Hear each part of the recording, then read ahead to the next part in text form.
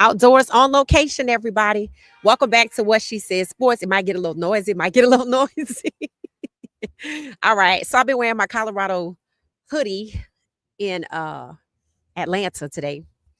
I still have a video I haven't shared yet with you know, with me out and about with my Colorado hoodie on ahead of game week. Nothing bad, nothing bad. Not skull buffs, but go buffs, right? So welcome back, everybody. It's game week. It's game day, technically. So, like in 2 hours, it'll be game day. Hit the like button on your way in. Hit the like button on your way in. Um, got a good show planned for you. Just been running around collecting information, seeing what the latest is, taking a temperature for everybody regarding CU. Seems that people are changing their minds as people delve into the team, the roster that we have. They realize that this CU team is different from last year's team and also the best team that Coach Prime has had at Colorado. So we talked about our score predictions. I know I said I was 41-38. A lot of people think that Colorado's wide receiver room is going to overpower the secondary for Georgia Tech. Now, I happen to agree with that, right? I happen to agree with that. I think it's going to be a high-flying game. But it seems like within the last 24 to 48 hours, people see where Colorado's defense will not only overpower the wide receiver room, but we might be able to stop their quarterback, Haynes King. People are saying that CU's defense is powerful and that all they will have is the running game. I'm like, oh, okay. So we have some stats to share. Haynes King and his production against mobile quarterbacks like Caden Salter, against powerful defenses. We got some charts together. A lot of stuff that I saved and bookmarked on my X page. A lot of conversation today. Coach Prime, I thought was funny when they were asking him what's one of the traditions that CU has that he was surprised by. He said, when you get to the second quarter, the weed. He said it's loud. He said it's loud and it must be a tradition in the second quarter to spark up. And I guess it's overpowering. Maybe that's why Kansas State kept running into the locker room last year. So it looks like on 3. I told y'all earlier, changed their prediction. They said they're going to run with CU. I don't know if anybody else changed theirs. I have to look. But, a lot of people underestimated the quarterback and wide receiver room because why? Travis said Shador gone. I'm like, timeout. CU is this close to being wide receiver U. The wide receiver room is stacked. So much so that people don't agree on who should start. Some people think it should be Sincere Brown and Gibson, right? Some people think, well, Omarion and Draylon Miller. And people like me say, since we have all of them, let's just rotate. Let's just rotate. Now, Coach Prime said we're going to be consistent at the quarterback position. I mean, at the wide receiver position. I don't know what that means other than maybe he's thinking about not rotating. We got to rotate. We have too much firepower, right? We have too much wide receiver. We have too many good wide receivers not to rotate at least 4 in a game. And when we get the score up, right? When we get the score up, then we can bring in the second 4, right? That's technically first, second, and third string. And we're deep there. Now, Coach Prime said that the strength for CU this year is the depth that we have. Now, y'all know year 1 and 2, we struggled with depth. Year 1, we didn't have anybody else on the O-line we could rotate to because it just didn't happen. And then again, in year 2, and we had the depth, but what did they do? They bounced, right? They bounced. The center gave up. I said, okay, he just don't want to play no more when he was mis-snapping the ball. And then the whole right tackle group went MIA as well as a center or 2. So at one point, all we had was Khalil Benson on the right side. And I was like, okay, this not looking good, right? So now we have depth. We have a head coach. We have a coach on the O-line, but then we have like an assistant coach, George Hegeman. I think he's a I think he might be a O-line coach. A lot of people like him. They like Gunnar White. I think Pecco is going to surprise everybody. Coach Pecco, they say he got the defense hunting. And Coach Livingston seems to be pleased with that. Now, a lot of people feel like we expect the offensive coordinator, we expect the OC to come out with some creative plays instead of things that are predictable, right? A lot of people didn't like Pat Schumer's vanilla plays, right? We were looking for some trick plays or some, at least in year one, at least we had some trick plays. Remember the lateral from Shador to Jimmy down to the end zone? Remember that? Like, we didn't have much of that. It's like when Schumer came in, the plays got real vanilla, and I felt like they were too predictable. And it seems to me that the area I want to see, right? I think I'm good on the run game. I think based on what I've seen, I know we got the Kalen Taylor, Simeon Price.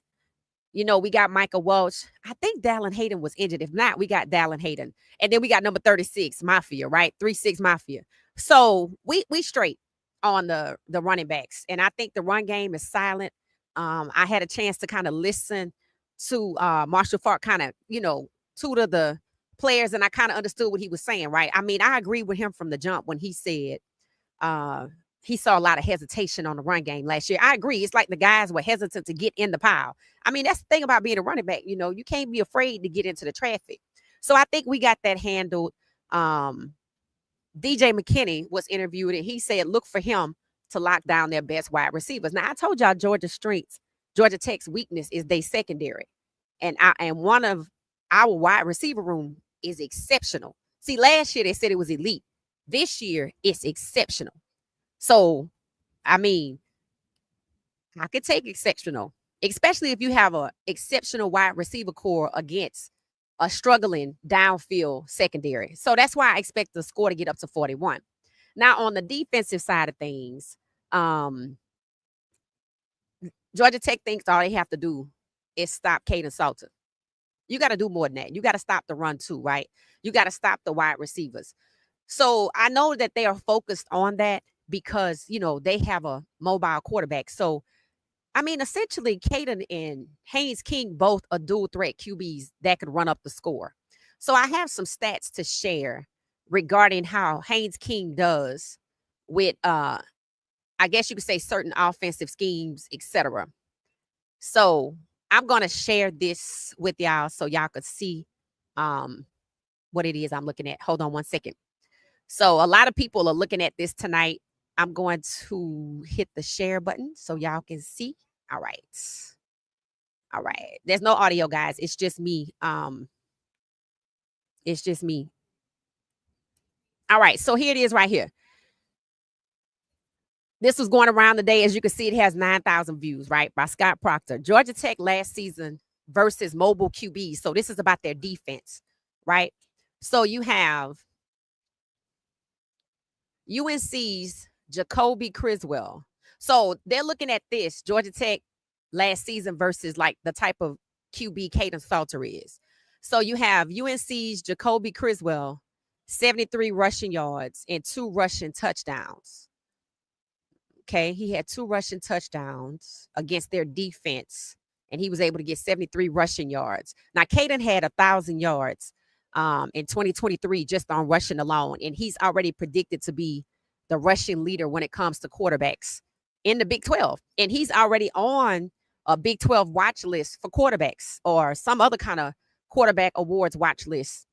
And North Carolina State, CJ Bailey, 83 rushing yards and 3 rushing touchdowns against Georgia Tech defense. People are saying, okay, this is going to be a big night for Caden Salter. I agree. See, Caden is a dog. I keep saying it. I'm telling y'all, I watched this young man's highlights. I'm telling you, it's a thrill for him to go out there and be a dog, right? And then Vandy's Diego Pavia, y'all know who that is, the one that was hating. 2 rushing touchdowns, and he got 85 yards. While y'all are looking at this, y'all could kind of want to start predicting what you think Caden gonna do, knowing that when he was at Liberty over 13-1, he had 1,089 yards. 1,089 yards just on rushing alone. So how many yards do y'all think Kaden Salter gonna get? As you can see at the end, Scott said could be a big game for Kaden Salter. That's what people are anticipating, right? That's what people are anticipating. So let me know what y'all think Kaden is gonna do on against Georgia Tech's defense. Now, Georgia Tech, just like CU, they lost some people, but they still had their QB intact. Their wide receiver, their running backs intact. So that's their main units, right? Everybody else interchangeable parts. Don't forget number 5, Clifton Lee Powell or something like that. Clayton Lee Powell, number 5. That said, we have all the celebrities, and it was so funny, y'all. He said that, right? And when he said that, what happened? Who showed up next? Randy Moss. I was like, I know they looking at this going, see, look, they got all the celebrities. I'm like, they not just outside at the game. They come in and kick knowledge and educate the team. So we don't just have celebrities for the hell of having celebrities. We have celebrities that played the game that come and share knowledge and wisdom so that Colorado can be the best. And that's why we got a target on our back, right?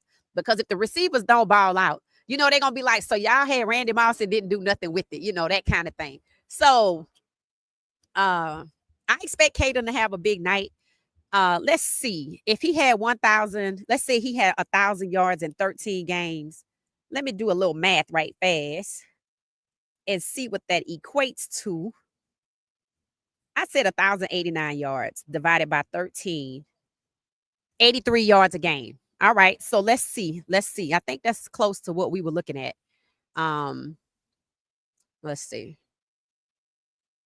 UNC was 73. Okay, so Kaden Salter will be somewhere between Vandy's Diego Pavia and North Carolina State CJ Bailey. Okay, I'm gonna give Kaden I'm gonna give Kaden about 95 yards.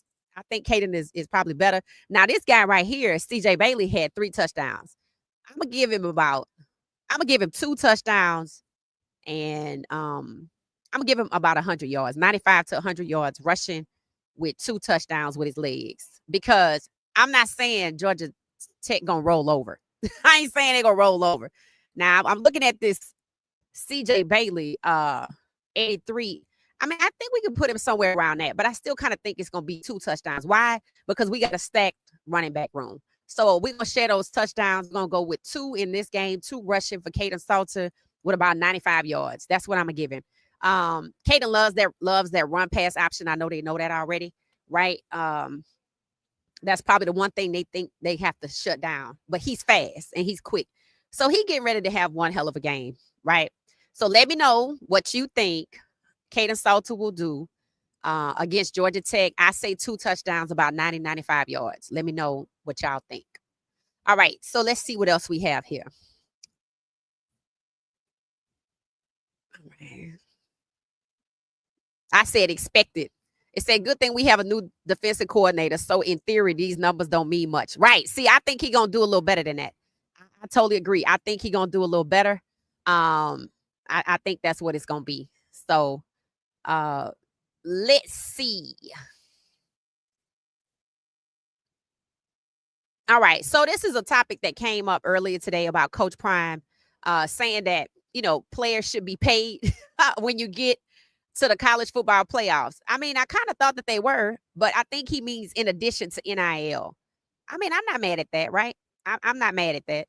I think because when they go to those games, if I'm not mistaken, all they get is like a gift bag or something. But ever since they got NIL, they really don't get much. So I do think in addition to their NIL, if you reach the Big 12, not the Big 12, but the 12-team playoffs, the players should get paid. I totally agree. Let me know your thoughts on that one. Let me know if you think, like Coach Prime said, the players should get paid if they make it to the 12-team championship. Good evening, everybody. I see the crew. Hit the like button, hit the like button, hit the like button, hit the like button.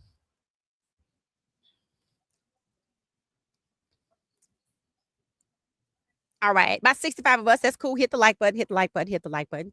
All right. So let's see what else. I also saved something else. Let's see what it is. Let's see what it is. All right. Yep, I know about Michael Parsons, but it's this right here I wanted to get to. Also, something from Scott. So apparently, I did good following him. Not sure who it is, but I did good following him. They were talking about Colorado used 23 different offensive line combinations last year. Sounds like a lot. This will be the Buffs' most improved position group by far. So again, I align with everybody else. The O line is better than before. Apparently, this is the offensive line combinations they went with. Let's see what a variety came in at. So Jordan Seaton was a consistent, with the exception of Houston and Hummel every now and then, which means Jordan is the guy. At left guard, they went with Tyler Brown. Is Tyler Brown back? Does anybody know? Tyler Brown, Justin Mayers. I think that's Yaya. Yeah, Yaya and Mayers and Brown. So and Owens. So Brown kind of was the guy, but he must have got hurt because Mayers came in over here, and Mayers typically played on the right side. And then we have the center, Zelinskas, and y'all know what happened there. Then catch Cleveland, then Zelinskas, then it went back to Cleveland, and it was Cleveland for the most part, and then Zelinskas and Walker, and then back to Cleveland. And I just heard that Catch Cleveland is out for a few games at Texas Tech. We wish him well. We wish him well. He felt like he needed to move on. And honestly, I think his size was an impediment too. Look at Xavier Hill and the guy we have now. And some of the other guys, I mean, we just had to upgrade on size. But he made the choice because Coach Pryor would have still had him in at center, right? Khalil Benson. All right. So Khalil Benson looked like he rotated. He was mostly the right guard. I saw him a lot at right tackle. But as you can see right here, all of this instability right here, it's like they had no choice, right? It's like they had no choice. And I don't know if this is the number of games we played or what. But, you know, you had Khalil Benson at the right guard. Then you had him over here at the right tackle. The right tackle was so problematic, right? So problematic. And I know we brought back Houston and Harden, right? Then we bring them back, but they're not the starters this year. They're not the starters, but they had to rotate these guys. It was just, you know, it should have been more consistent over here, like Seaton, and closer to Cleveland, even though Cleveland was a freshman and was starting, right? And I remember seeing Mayers over here on the right side, but he over here on the left side. And then Houston, Resnick, and Benson. And I feel like Benson played more on the right side. I could just be wrong. It said 41 plays. So, yeah, it seemed like Benson was more of a right tackle, but, you know, that's what I got from it. So, that whole situation on the right side, as you can see, Cleveland was the most consistent they had at center. And then it was just a seesaw over here with the right guard and the right tackle, right? Yeah. So hopefully we done with that. Hopefully we done with that because that's a hot mess, right? That's just a hot mess. I don't know if y'all can see that. Let me make myself a little smaller so y'all can see this. Can y'all see this? Yeah, okay. I zoomed in so I can see it. Look at the consistency at left tackle and look at the right tackle. And this where Shador was pressured from a lot, right? I saw Benson over here a lot. I saw him more at right tackle than I saw him at right guard. At right guard, I felt like I saw more of a combination of Justin Mayers and Harden, Kareem Harden, I think, and Justin Mayers. And yeah, it was just a hot mess. It was just a hot mess. They only went with, it says 2 plays with Benson, Harden, Cleveland, Mayers, and Seaton. Yeah, I would say that's 2 plays because Mayers wasn't on the left, in my opinion. These are some sequences that they ran, but it said by and large, Houston was on the right, but I'm going to disagree with that.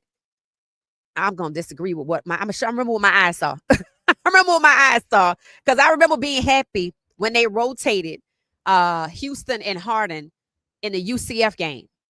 That's when they started rotating the right side of the O-line because it was just ridiculous, right? It was just ridiculous. So, yeah, I think we done with that. I think we done with that. So, yeah, you know, it's just a sad situation right there, right? it breaks my heart. It does. It just breaks my heart that it was just straight trash like that. It really does. Let me see what y'all saying in these comments. Let's see.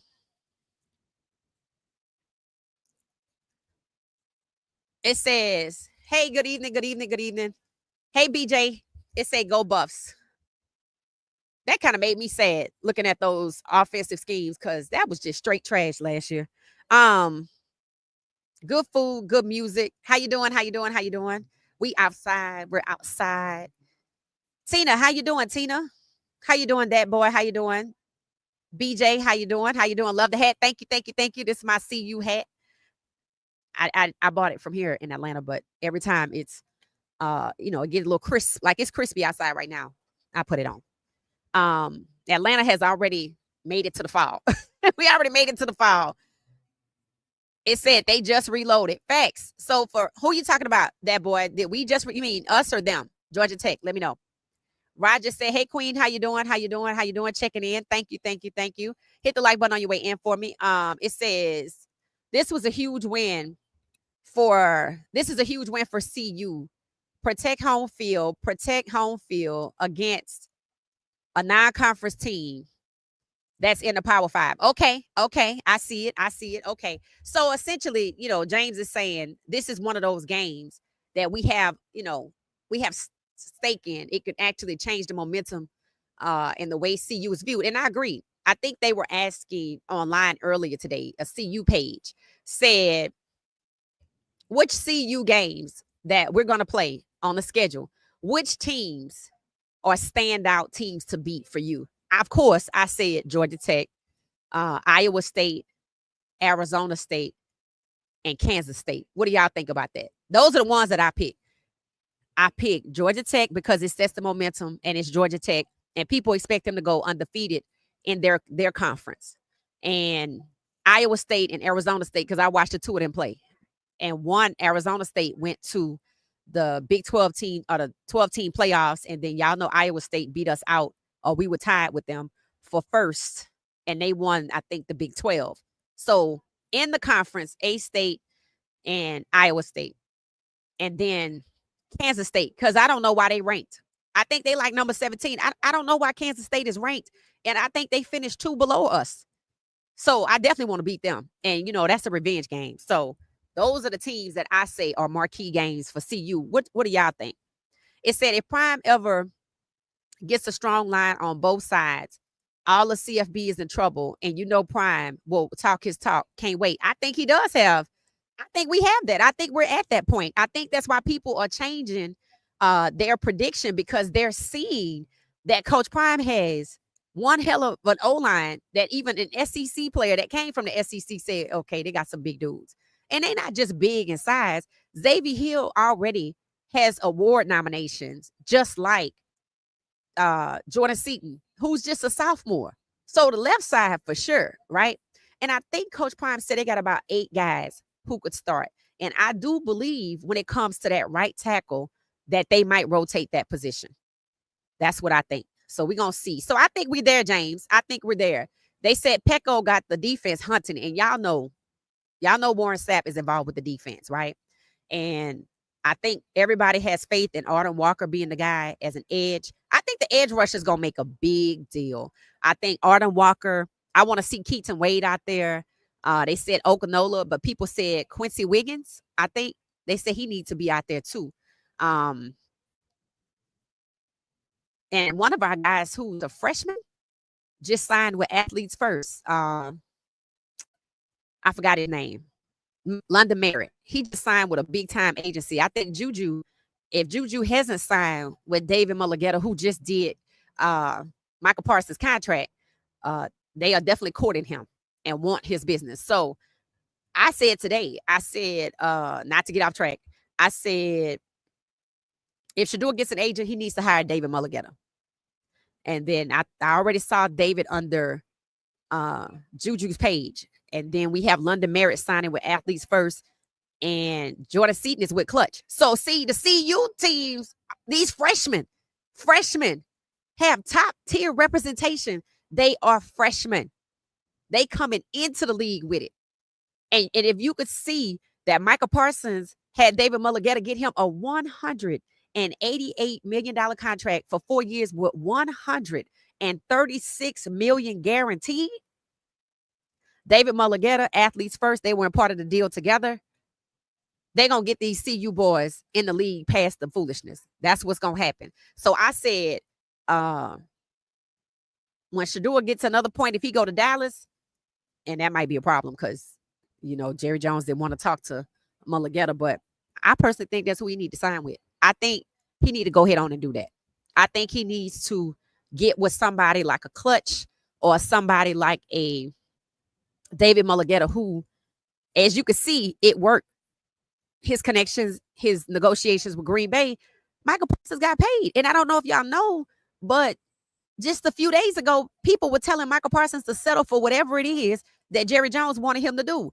And obviously, Jerry Jones didn't value the man's skill set. So it was just a media ploy for Jerry to go on Stephen A. show and somebody else show and somebody else show and tell his side to make people say that Michael was dumb. And then look, David Mulligetta goes and gets him 188. 4 years locked down. 136 guaranteed. That's what I'm talking about. It said, don't be surprised if this team is better than 9-4. I agree. I said 10-2. I said 11-1. Hell, I'm going to just go 12-0. 12-0, wishful thinking, but I'm going to go with 11-1. We can take one of them. We can take Arizona State or Iowa State. I ain't worried about nobody else. I'm not worried about anybody else. I watched those two teams ball out when they were in London. It's not a lot of teams that have that size like they have. It's really not. So, yeah, I think you might be right, James. The ACC. It said, we rubbing my hands like Birdman. Salter should eat tomorrow. He definitely is. He ready too. Man, I love some Kato Salter because when you kind of look at his persona, he quiet. But he the Joker in Batman quiet. And I mean in a good way. That's who I liken him to. He's a sleeper. He's a sleeper with that just calm demeanor, like he don't have to prove nothing. He don't have to say nothing. He just waiting for the whistle to blow. I'm like, bro, these people going to be going crazy when they see this guy. I'm like, go watch his highlights. ESPN put him out for a reason. Go watch him. ESPN put out Kaden Salter highlights. I don't know if they did that for all the other schools, but Kaden got the love. And see, the NFL have, not the NFL, but NCAA, some of the rankings that are out have Kaden number 15. Oh, no. Kaden going to be in top 10 real easy. Real easy. Real easy. It said, I live in Atlanta, and Georgia Tech is ready for Colorado. I'm a Deion fan, but if they don't play their best game, Georgia Tech will beat them. Facts. And we're going to play our best game. We're going to play our best game. I don't know why nobody would think we wouldn't. The players we have this year are hungry. These guys been looking at CU on the outside looking in for the last 2 years, knowing if I had that spot, I could be better. They know it. You see our freshmen are signing with top tier agents. Bro, they wouldn't be doing that if they wasn't good and they didn't think they was going to bring their A game. They doing that. They getting locked up as freshmen. 4 of them in a Taco Bell commercial all over Colorado except for Fort Collins.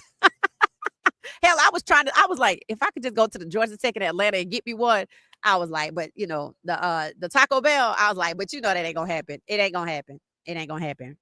But I wanted it to happen. I wanted it to happen. So, people just love to underestimate. I don't know what the hell they be thinking. Like when they were saying, they not going to be good because they lost Shedeur and Travis. I'm like, bro, the whole wide receiver core is in the NFL. We didn't just lose Shedeur and Travis. We lost about what? 15 guys? About 15 guys? So, it wasn't just Shedeur and Travis. I just feel like because they were celebrities, they were famous, because they were the dynamic duo, that's all people wanted to see. That's all people wanted to see. It says,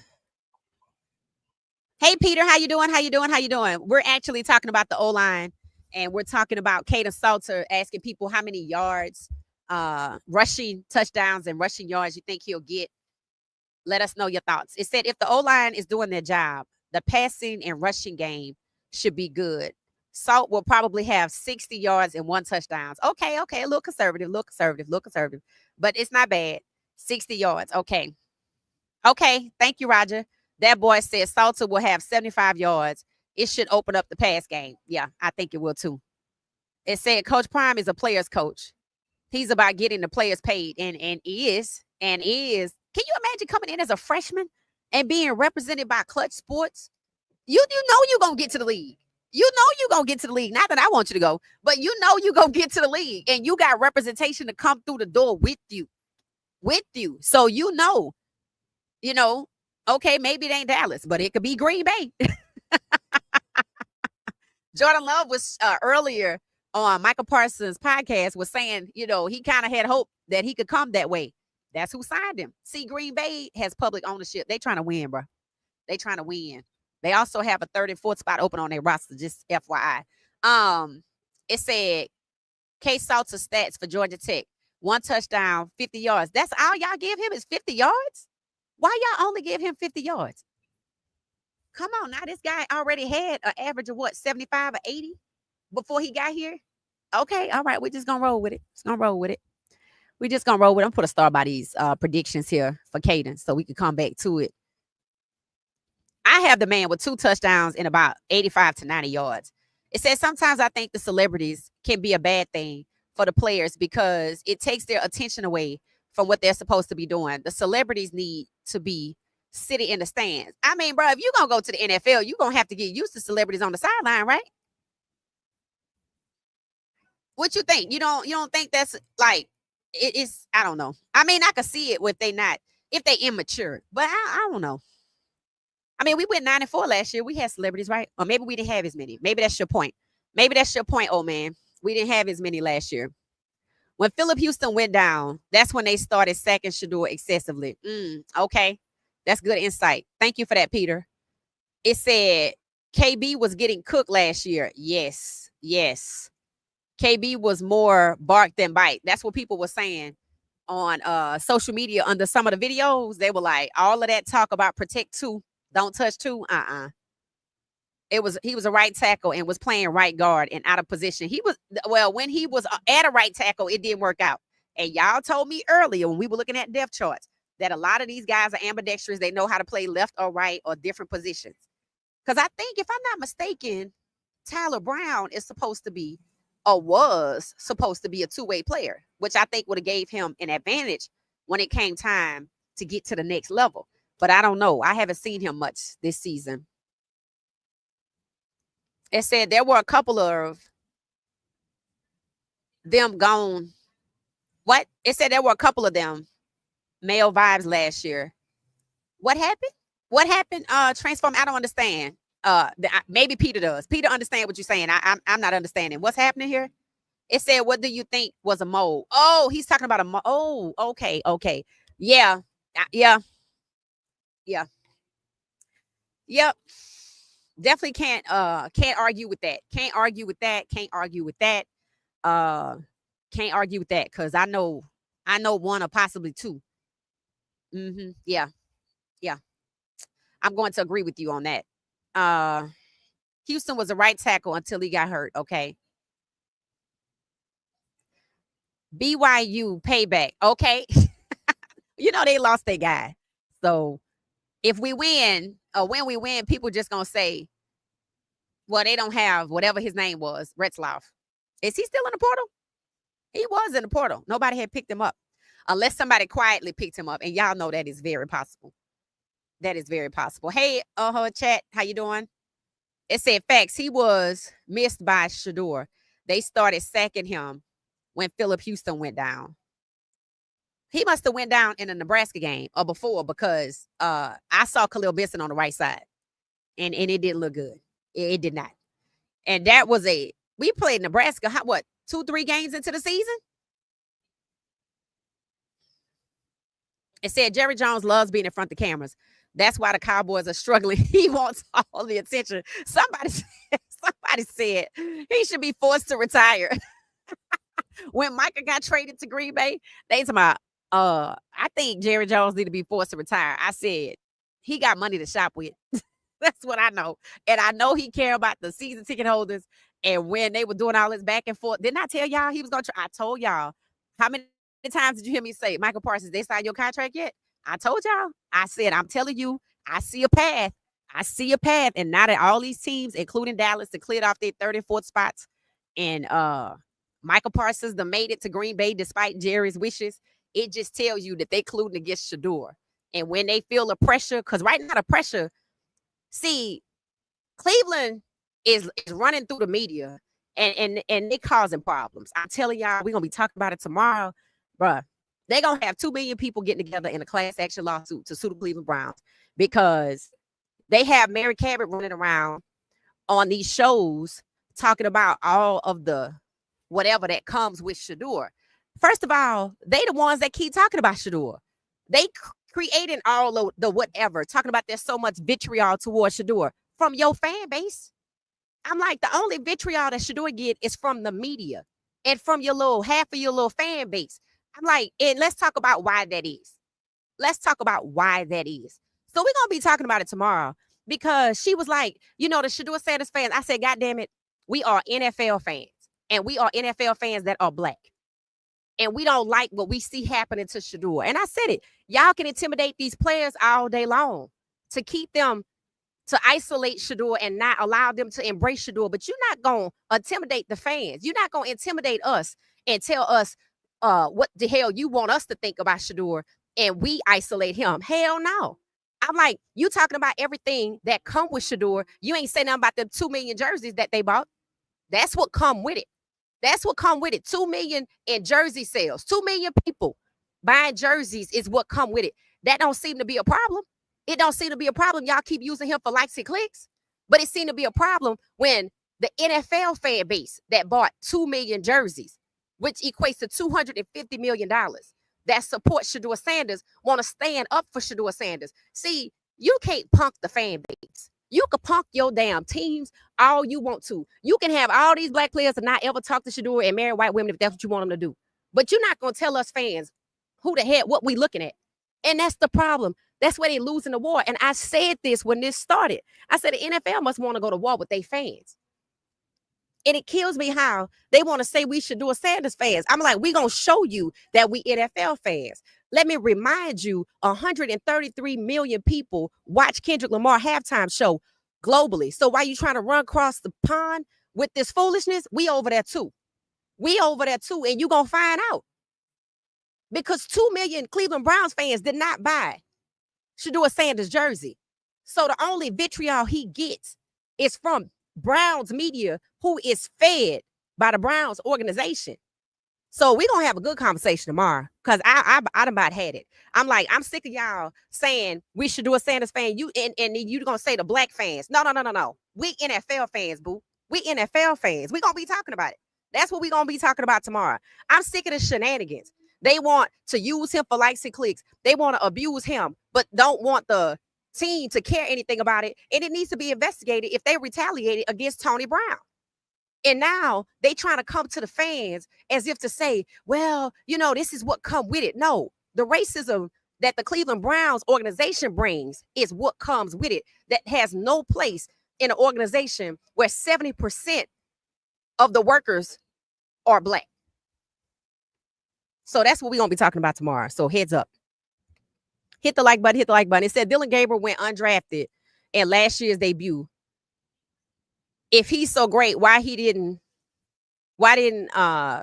KS draft him? Who? Oh, Kevin Stefanski? Oh, last year he went undrafted. Yeah, he what's funny? Now look at the difference in quarterbacks. Cam Ward was supposed to go out in 2024 as well as Dylan Gabriel, right? Both Heisman on the Heisman stage. Cam Ward goes number 1 this year. Dylan only bumps up to number 3, and that's too much. That's too much. It's not like Cam was going to be undrafted. But for Dylan to go undrafted and have to be propped up after going to number 3, it tells you there's some impropriety there. But where they messing up is sending out these talking heads to try to convince us that Shador is problematic and his fan base is problematic. I'm like, you trying to say black NFL fans? Just go ahead and say it. Because it wasn't just black NFL fans. It's 2 million NFL fans. You ain't have no problem with them buying them jerseys, though. So you gonna catch this heat. See, they don't want to be held accountable. And they think they can send out these talking heads to talk us down. Nope. Because you ain't say nothing when they bought them damn jerseys. So you're going to catch this heat. That's what you're going to do. That's what you're going to do. Hey, Yoga, how you doing? How you doing? How you doing? It said TCU said they was ready too. A lot of people talking about the way they was talking about the CU game um is how they was talking about the TCU game. So I went back and looked up some of the content, and I only found one video, crazy enough, where this man was talking down on CU, saying TCU this, TCU that, the score is gonna be this, it's gonna be a BTA. Bro, they was in their feelings. Shador went 510 yards. Shador balled out in that TCU game the same way he balled out in that Panthers game. You see? Because that's who he is, right? That's who he is. So, yeah, they say they're ready too. And it's funny how Georgia Tech only won 7 games last year. And they swear they're going to go undefeated. I mean, I don't know what's going on in their conference, but I don't know why you think you won less games than we did and you pretty much still intact. We got a whole new unit. And they still good because our coaching is good. See, they don't want to admit that. They don't want to admit that Coach Prime would not only be relatable to the players because he's a black coach and so are majority of the players, but that he's a good coach. I said, that's why y'all talking that he need to come over to the SEC. No, we good right here in the Big 12.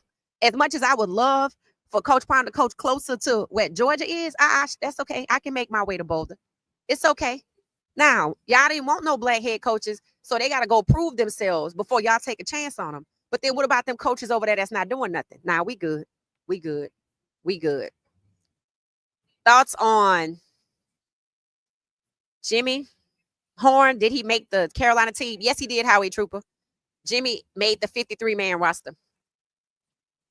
So he made the 53-man roster. He's third on the depth chart. I think he's on the line with Ted, like wide receiver 1, but somebody might be injured on that line. So they might have put him over there so he could end up being wide receiver 2. And y'all know LeJontay is wide receiver 2. And his girlfriend did a cute celebration for him. Y'all go watch her channel, Janiah's Gallery. So she surprised him and took him out to dinner and all this stuff. So she put together a cute surprise on cut day. So she said, all I want to hear is that he made the roster. So she went to pick him up. He got in the car. He told me, I made the roster. So y'all go to show them some love on Janiah's Gallery. It said, so number 2 is great when people want him to be. However, is he developmental or slow to progress now that he's in the NFL? Right. And that's the same stereotype they use against all black quarterbacks. Every last one. Every last one. That's going to be Pat Mahomes' problem when they done with him. It said, I think celebrities should be in the locker room after they win, not before the games. It said, second option, they should be in the stands. Okay, y'all weigh in on that. Let me know how y'all feel about that. I'm putting it on the screen. So Transformers says that he feels like the celebrities are a distraction. They should be in the locker room after the game or in the stands before the, instead of on the field. Thank you for the love, Howie Trooper. I hope you heard the answer. Jimmy Horn Jr. has made the squad in Carolina. It said there's a difference between celebrities and subject matter experts, and Prime knows a lot of subject matter experts. Okay, that's good insight. I like it. I like it because they not just down there because they just down there. Like the guys that play ball, like Shady McCoy, Terrell Owens, I mean, they bring something to it, right? Like we saw Terrell Owens coaching up Travis one time, but then we saw Travis coaching up what? Cormani McClain. And that's how it's going to go. And these guys trying to get to where they've been. And the fact that they all want to kind of gravitate to CU, I think encourages them, right? It lets you know, one, they in the right place to get to where they trying to go, where these guys have been. I mean, I don't have a problem with it. I think these guys been playing football in front of audiences so long, I think they're a little numb to it, right?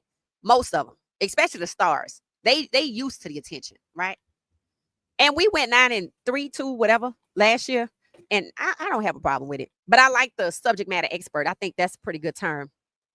It said Tyler Brown just had hand surgery. Okay, so he okay, that's why we don't see him. It said male vibes. Male vibes? Mole vibes. Oh, okay. We're talking about moles from last year. Okay. Got it, Transformer. Thank you. Thank you for the clarification. Odell said, hello. It said Cleveland media stay talking about Shador every day. Right. Talking about that's what come with it. But, I'm like, you know what? I'm sick of y'all. Because, see, you want to do what you want to do without no consequences. But, see, this ain't the Colin Kaepernick situation. He apparently didn't come to the league with 4 million fans and followers. But Shador did. And you know why? So we could see what y'all was doing. Because see, when a Colin Kaepernick situation happened, we just saw they didn't want him to kneel. And I said this because they didn't want him to support the black people, which is stupid because he's black. And then with Shador, we see more inside behind the scenes. The head coach setting up the quarterback, right? It's making people take a closer look at and how the NFL tries to intimidate its players into submission, right? Like, what do we say about Jerry Jeudy? And then look at what happened to Tony when he tried to console or comfort Shador. Then it was a white player that came over. I don't know what his jersey number was, but I wonder if he's still on the team, right? And then, and Njoku came over. I don't know if Myles Garrett went over to him in this last game, but it begs the question as to who can he trust. And what I don't like about Cleveland is it's like, it's not enough that you done propped up Jim Crow on the porch. He was in the house, but now you want to put him outside on the porch for all that approach. If you come through these doors, you're going to have to come past Jim Crow. But see, if you want to do that to your players and they let you do it and the government let you do it, cool, but you ain't going to do that to the fans. See, you can't pull out Jim Crow and put him on the porch, and I see it. And it's 2 million more people that feel like I do. And see, they don't want to catch the heat from us because they so comfortable with the confines of Jim Crow in the house. And when they put Jim Crow out on the porch, they like, oh, it's just Shador Sanders fans that have a problem with Jim Crow. No, it's not. No, it's not. And you can't say it's just Colorado fans. And now they want to say it's fans. I'm like, just go ahead and say it's black fans. Just go ahead and say it. But it's really 2 million fans that bought jerseys, plus all the ones that watch the Browns-Panthers game. You can add them up, or you can just say they overlapping. How many people was that? It's still 2 million. The jersey sales alone. See, they looking at the money. I'm looking at the supporters. He got 2 million supporters at $130 a pop. You're not going to tell them to shut the hell up. You're not going to tell us, Shador Sanders fans, bought 2 million jerseys. No, NFL fans want to see Shador ball out. What did Travis and Jason Kelsey say? Just let the man give the people what they want. They don't just want to see him on the field. They want to see him succeed. That's what they could offer, and it makes sense, right? It makes sense. But the sad part is how they want to try to say he gets vitriol. Who he getting it from? That's what we're talking about tomorrow. Who he getting the vitriol from? I mean, I can sit there and go through tons of stories about Browns media trashing Shador, including Mary Cabot when he first got there, asking Joe Flacco if Shador's celebrity was too much. I'm like, why are you asking about his celebrity as if he's not a good player? Are you crazy? You're not going to convince nobody, especially 2 million people that bought his jersey, that he's not a good player. And they not all Colorado fans. I've never seen 2 million people at a Colorado game, right? So that tells you this is beyond Colorado. Maybe it's Jackson State, the HBCU world, black people and white people with common sense, but they don't want to admit that. And they keep talking about it as if it's going to change. And I'm like, nah, y'all going to catch this tomorrow. Y'all going to catch this with some receipts tomorrow, because the things they have said about Shador, Rizzo talking about, I'm sorry, he's a celebrity, as if they're trying to say, I'm like, is celebrity the new word for racism? Because you don't hate Shador because he's famous. You hate Shador because he's black. He's a franchise QB and you don't want one. Let's be real. And tomorrow, that's what we're talking about. That's what we're talking about. All of this, he's a celebrity, and what comes with it? He's black. And what comes with that? You don't want it. Just admit it. Y'all racist. It ain't hard. It's not hard. You propped it up for the players to see it. You okay with your fans who are also racist seeing it. But for the ones that's going to hold you accountable, oh no. We're not letting it go down like that. These people that invested in Shador, y'all wanted them to come watch the draft. You humiliated. You want him to buy his jersey. They did. And now you want to tell him to shut the hell up so you can abuse him. It ain't going down like that, bro. It ain't going down like that. It's not going to happen. It's not going to happen. It says Shador is the only reason why Cleveland has any motion. Right. And then they want to talk about what comes with it. You the ones that's bringing all of the vitriol. Y'all the ones that keep talking about him. Y'all in the broader media. Hell, cut him off the team and let's see what happened. You're going to go back to irrelevancy. See, you can't have your cake and eat it too, boo. You can't want to partake and make money off his jersey sales and views and ads, and then want to treat him like he's Cinderella. Nah, you that's not gonna happen. That's not gonna happen. God knew exactly what he was doing when he let Shador be the target at number 17 to 32 and sent 4 million fans through the door with him, because he knew we were gonna hold him accountable, and that's what they can't stand. And that's what we're gonna talk about tomorrow. I don't want to hear nothing about what comes with Shador and the vitriol. Y'all are the ones that bring the BS and the vitriol, because you conflicted. You want to say he not good, he a fifth string quarterback, but then you mad because he famous, but then you want to partake.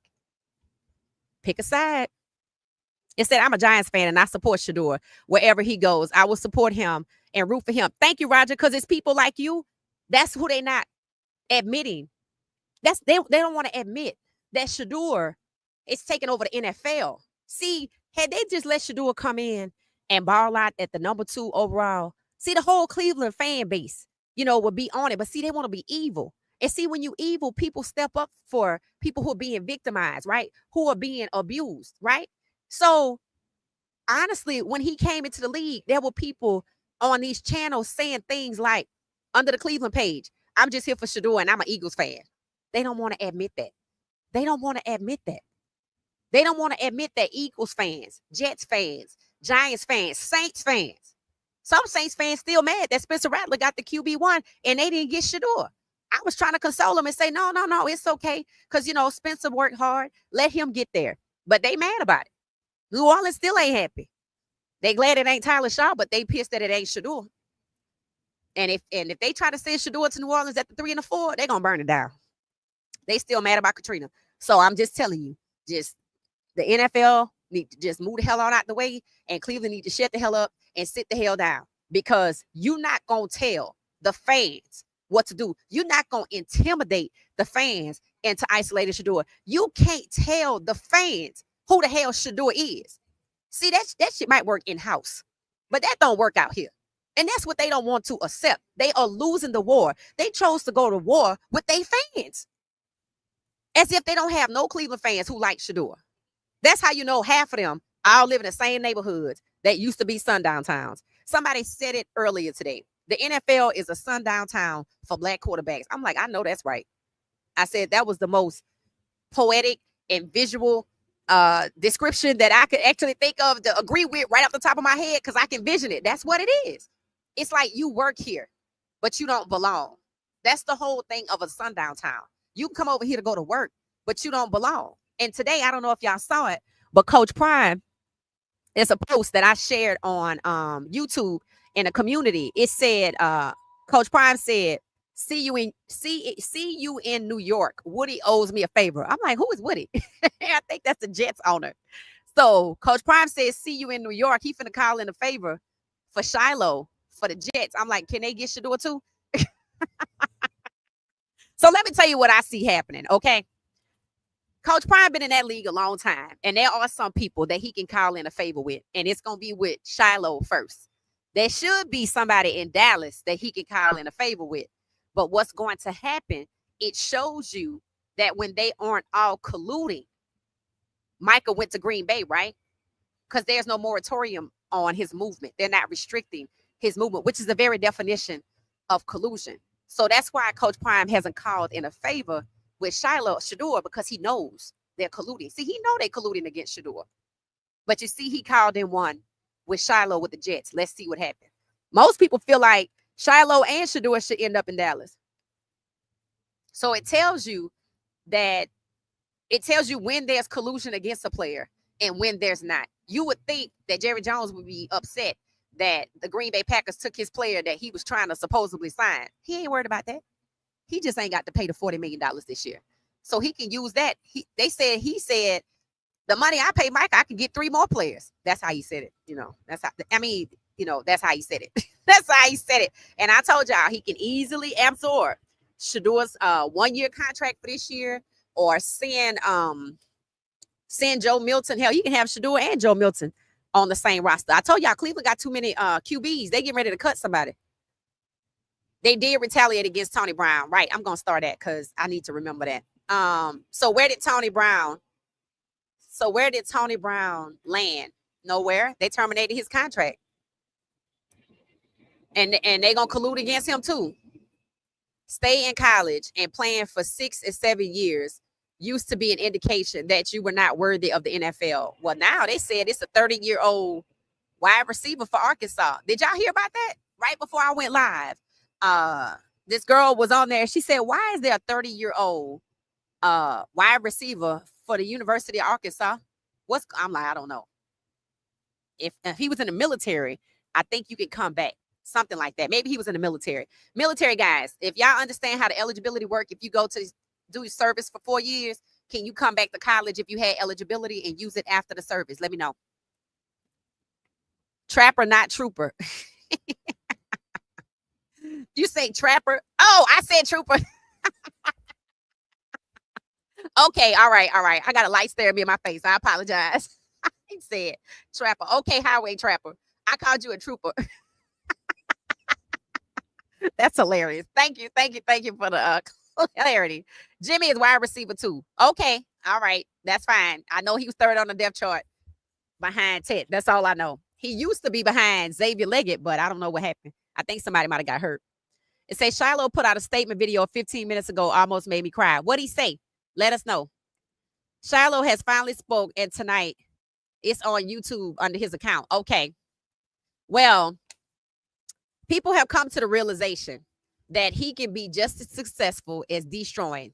Y'all know who Destroying is, right? Destroying has 6 million subs. And when you look at his videos, they rack up 2 million views, 1 million views, 3 million views. That's more than the people that watch the Panthers versus the Browns. So if he don't want to play anymore, and personally, I want to be done with it. If he don't want to play anymore, all Shiloh got to do is get to streaming. And I didn't know it, but Destroying plays in the UFL with a San Antonio team, the Brahmas.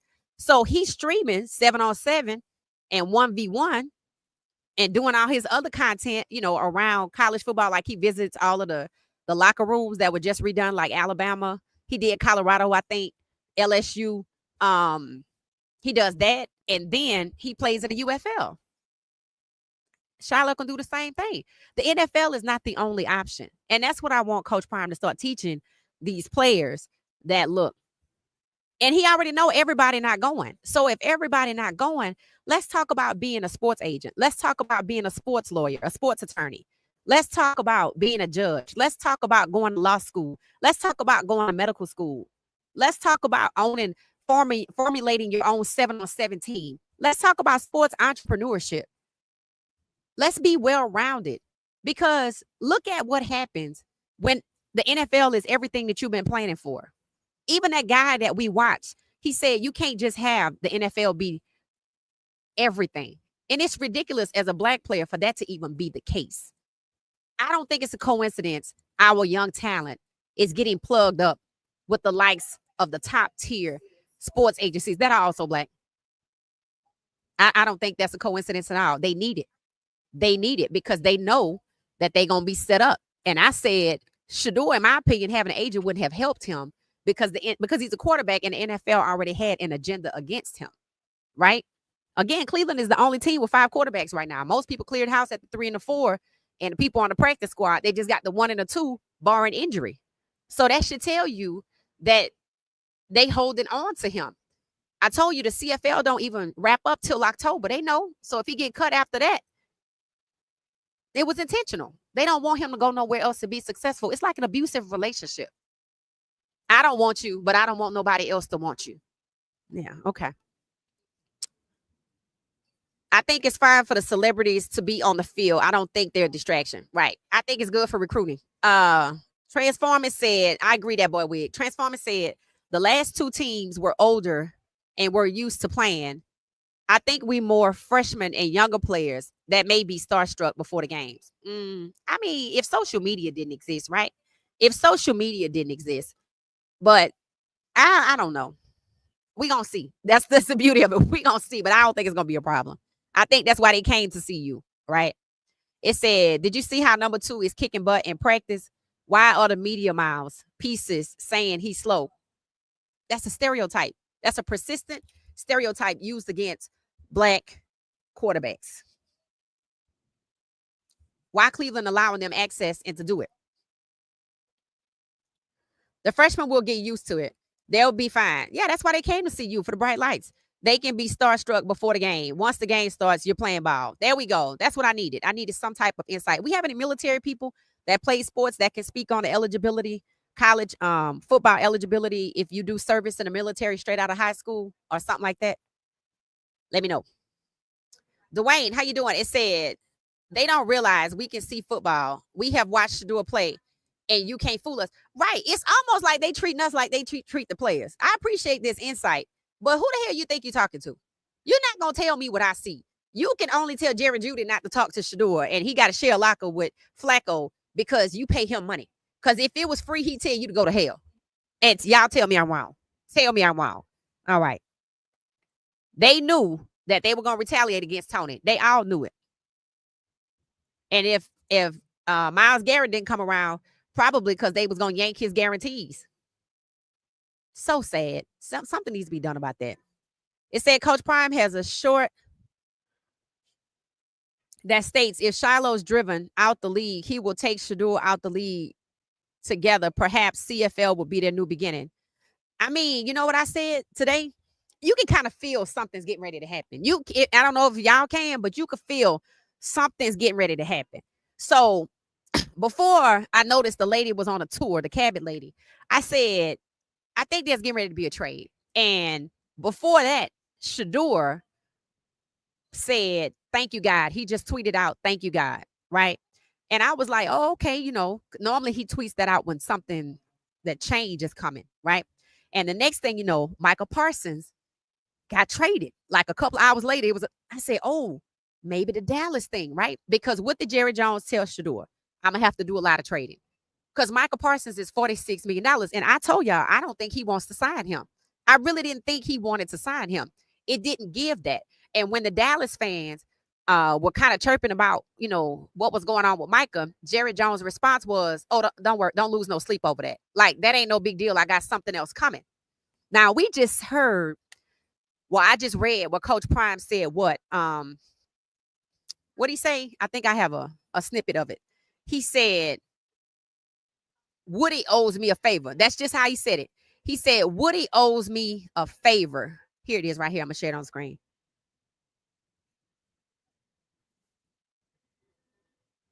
Okay, right here. It said, Woody owes me a favor. Woody owes me a favor. See you in New York, Deion Sanders. Now, what I remember is when Shiloh got cut, Coach Prime tweeted out, just trust God. Like, don't worry about it. It's like, I mean, he could have texted that to Shiloh, but he tweeted that publicly. He's like, just trust God. See, that's why a lot of people on X, because like Shiloh tweeted out today, thank you, God. That lets you know something is in motion. Something, they don't have to do that. Something is happening. Then Micah gets traded. Then people start saying, wait a minute, is Shador going to end up in Dallas? And then you have the Mary Cabot lady running around talking about everything that comes with Shador, as if they want to offload him because of everything that comes with it. But that's not really what it is. I said it today on my earlier podcast. I said the Browns QB depth chart is set up to cut somebody. I said, and I shared it. I said, if you look, and we went through several, we went probably through half the teams depth chart, and most of them were empty at the 3 and the 4, including Dallas. They only had the 1 and the 2. And I said a lot of these guys going to end up on a practice squad, because practice squad, you pay one QB $200,000 a year, whereas I got a 3 and a 4 at almost $1 million a year. So I saved $2 million by cutting the 3 and the 4 and putting one of them on the practice squad. So I said, they got too many quarterbacks. They're going to have to cut somebody loose.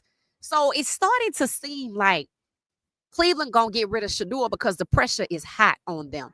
People coming for Stefanski's job. They know it ain't us keeping up nothing. They just sending her out there to talk about it. And then you had Rizzo and Tony going at it, which feels like a skit to me, with Tony saying, well, I'm sorry, he's a celebrity, but this, that, and the other, right? So what I kind of think might be getting ready to happen behind the scenes is Shador going to get traded. And if Shador don't get traded, I think Coach Prime gonna have Shador retire from the NFL. You know you can do that, right? You can retire from the NFL. Now remember, the contract he has is not guaranteed. So they could fight it, but then, I mean, do you really want to open up that can of worms as to why it is that he was discriminated against in the draft? I don't see them fighting it. What I see is him retiring for the NFL. Now, had he gone the Warren Moon route, he wouldn't have to retire, but he signed his contract. But I even said it today. I said, they just going to waste his best years.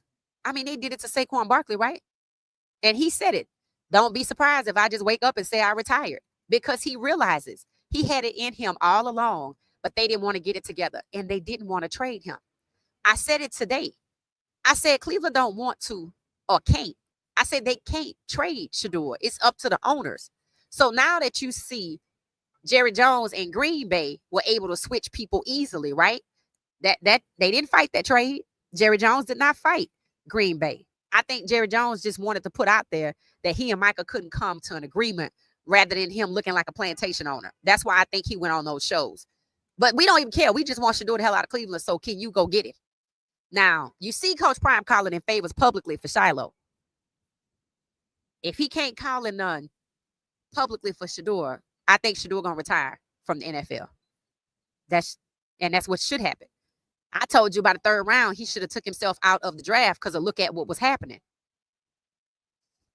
So let me know what y'all think about this. Woody owes me a favor. See you in New York. Basically, he putting it out there publicly that he headed to New York to talk to the Jets owners. And there were a couple of people earlier in the comments saying they thought Shador was going to the Jets. And they also cleaned house at the 3 and the 4. But see, here is the thing. It could work for Shiloh because there was no moratorium on him. They just cut him.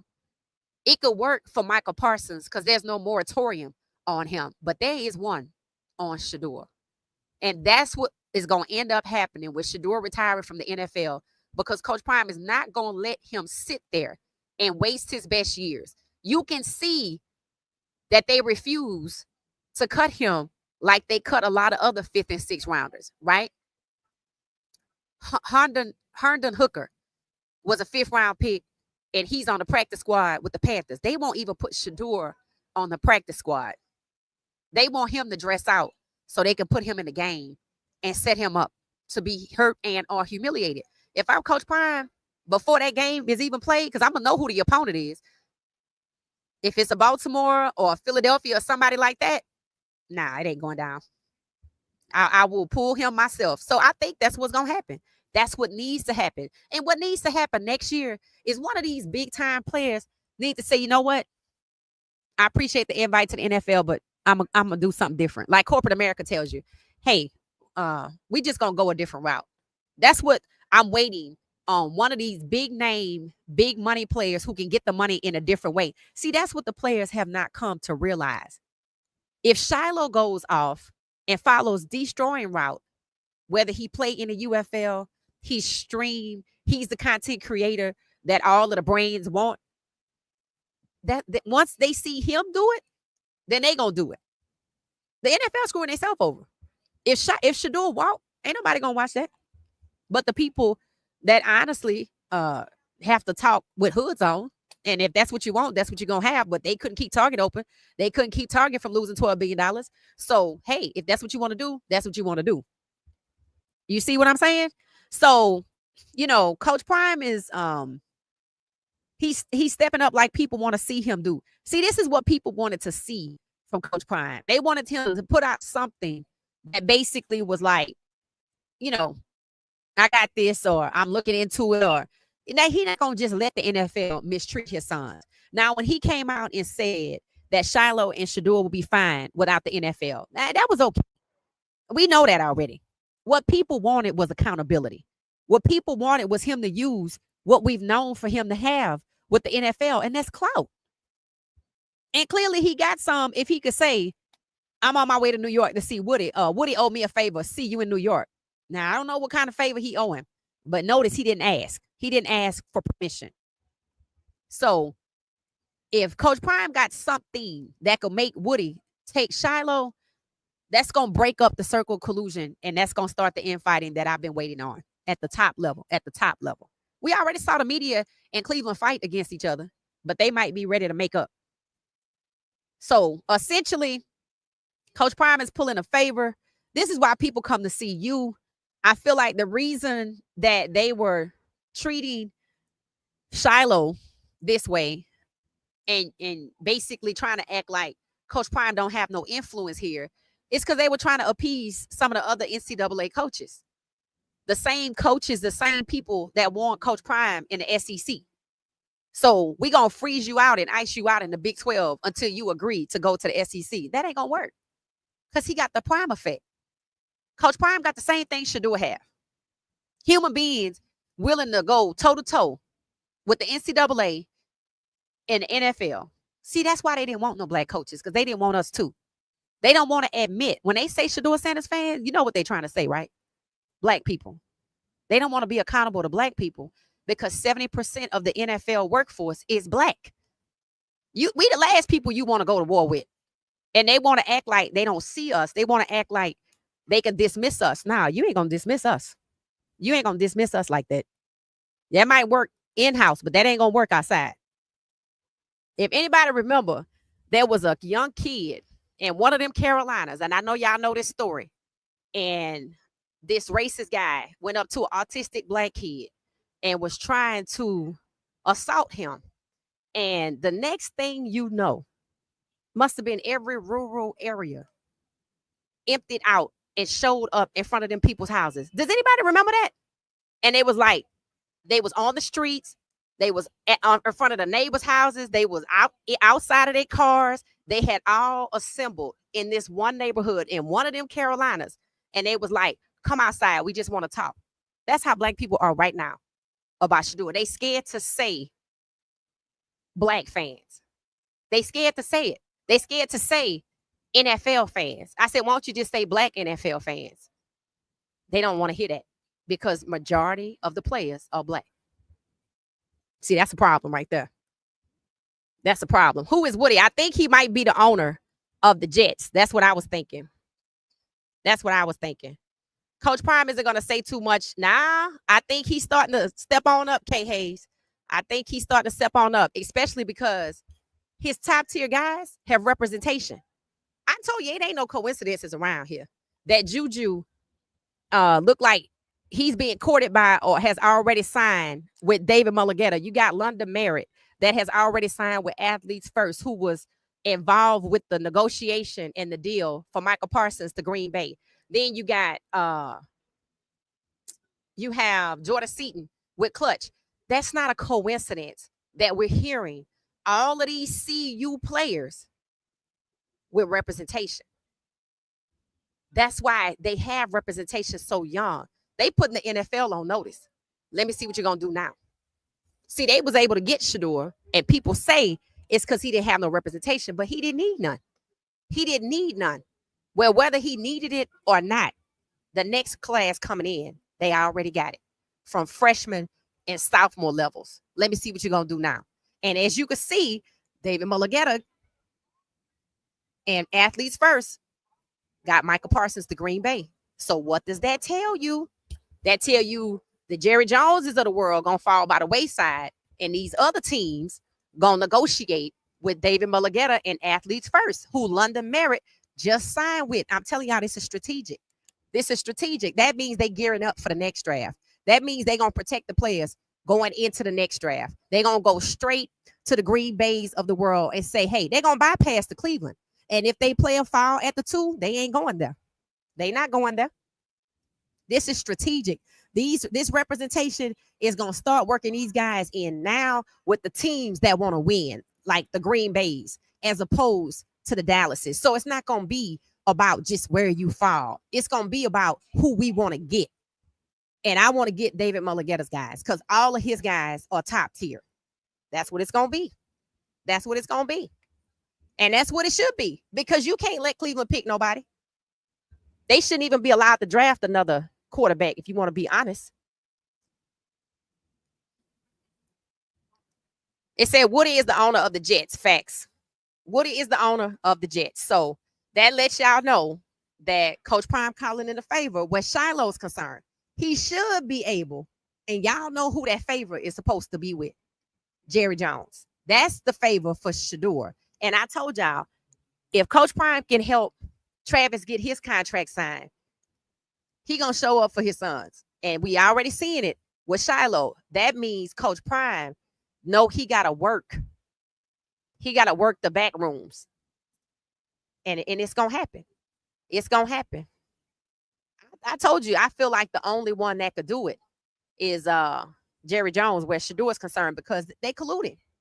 They colluded. And I want to tell you something too. If Coach Prime find out, and he already might know that this is Haslam doing, the rest of the owners ain't worried about it no more. We done with the draft. We got who we want. If they find out that's what it is, see, he ain't worried no more because his top guys getting top tier representation. He already took care of the future classes. Now he finna go help his sons. I ain't mad. That's the way it should be. That's just the way it should be. It said Jets are not a good organization. It don't matter as long as he get on the roster. Because, see, this ain't even about playing football right now. This is about Coach Prime being one of the money makers for the NFL, right? Being a legend. They reeled him and Shador in Super Bowl weekend, talking about Bucky could film. When was the last time you saw Bucky film? Right. Jerry Jones standing there, telling Shador we're going to have to do a lot of trading. Some people think it was about Shador. Some people think it was about Shiloh. But the problem is, see, Shiloh and Shador and them all grew up around these people that stabbed them in the back. Roger Goodell, number one, right? If his grandson or whatever is still at Jackson State, how you think he got there? Coach Prime. So if these are personal attacks and the rest of the owners don't have to stand down on the collusion, like they could move on, like with Michael Parsons, then Coach Prime gonna call in some favors. And if he can't get those favors, Shiloh and Shador not gonna be in the NFL. He gonna take them and they gonna go to the CFL, play for the rest of the season, and they could do that. Shador can quit. Jonathan Martin, who was bullied by Richard Incognito, quit. You could just quit. See, the thing is, had they paid him number 2 overall 2 money, nobody gets paid till September. So it's not like he got to give anything back. So if Coach Prime can't get Woody to do this favor for Shiloh, because the rest of the owners are like, hell no. Because why? They want to make it look like what happened in the draft wasn't racism. This is about Coach Prime. It's not. Coach Prime is just now starting to speak up, just now starting to implement things. If he call in a favor and can't get it for Shiloh, and they keep on with Shador, they both gonna be gone. And I don't blame him. That's what he should do. That's what a father does. Protects. You don't just sit by and let people beat up on your kid. I don't care how old they are. They went to the league because they grew up around the league. They thought they would be welcome there. And I'm going to tell you something. It's a lot of people. It's a lot of people ride with Coach Prime. It's a lot of people ride with Coach Prime. The NFL don't want to fight with Coach Prime publicly. They don't want to do that. If Coach Prime takes Shador and Shiloh out the league, I'm telling you right now, it's a lot of people like me. I'm going to be like, you know what, Jimmy, I love y'all, but hey, I got to move on. I'm like, I'm going to just have to stop watching. If this man have to get both of his sons and move them to the Canadian League due to racism, because they want to hide behind racism, and you see what's happening in Cleveland, I don't have no time for it. NASCAR playoffs start Sunday. I'm learning about that because, hell, NASCAR is embracing the culture. The U.S. Open had FAMU band to perform before the match started. I have never seen a band at a tennis match. They could have had any band. It was just HBCU night at the Braves game with Alabama State. They got HBCUs right here in Atlanta. They went and got Alabama State 2.5 hours up the road because they good. Y'all know, remember I used to do Sade? They had that band at the Braves baseball night. See, all of the other sports, hockey, either drafted 3 or 10. I'm not sure what the number is, but it's either 3 or 10 black players. See how all of the other sports started losing interest because they was icing us out? How they coming back around? NASCAR, Major League Baseball, tennis. I just posted about in my stories on IG a bunch of people at the U.S. Open. Black people, celebrating, showing their fits and stuff like that.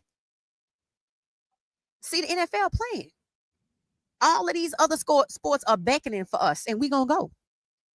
We're going to take our ball, and we're going to go home, and we're going to go watch NASCAR because they embracing us. They done learned their lesson. We'll be back when the NFL learn their lesson because they need to learn. Hell, even the NBA want us to come back. They have HBCU night. They don't have no other night. They have HBCU night at a lot of these different NBA games. I know Houston has it because I've been to one. I know Atlanta has it because I've been to several. Same thing with the WNBA. These people not stupid. But see, the NFL want to play. All right. But see, here's the thing. Coach Prime fan base, just like Shador's, it's not just black. It's us plus a lot of more people. And if Coach Prime say he got to take his sons out of the NFL, and we know they being racist, this ain't about Coach Prime personally. They could tell that lie, just like they lying on Shador. Just like they try to set Coach Prime up in year one. They trying to set Shador up. They don't want him to be the face in Cleveland. Just like they didn't want Coach Prime in the Power 5. It's the same thing. It's the same thing. Roger Goodell nephew, whoever that is, how you think they got there? That's my point. Thank you, Tina. It said Woody Johnson is the owner of the Jets. His family is Johnson & Johnson. Whoa. Whoa. Whoa. Whoa. So it's not about being good. It's about getting him back in the league when they unjustly kicked him out. They didn't have to kick him out for that. They don't follow the rules, damn it. Do you see Cleveland following the rules? Do you see Kevin Stefanski following the rules? All right, then. Now, that's what you call a double standard right there. Hell, Sean Payton shouldn't even have a job and need to ship Mickey Loomis.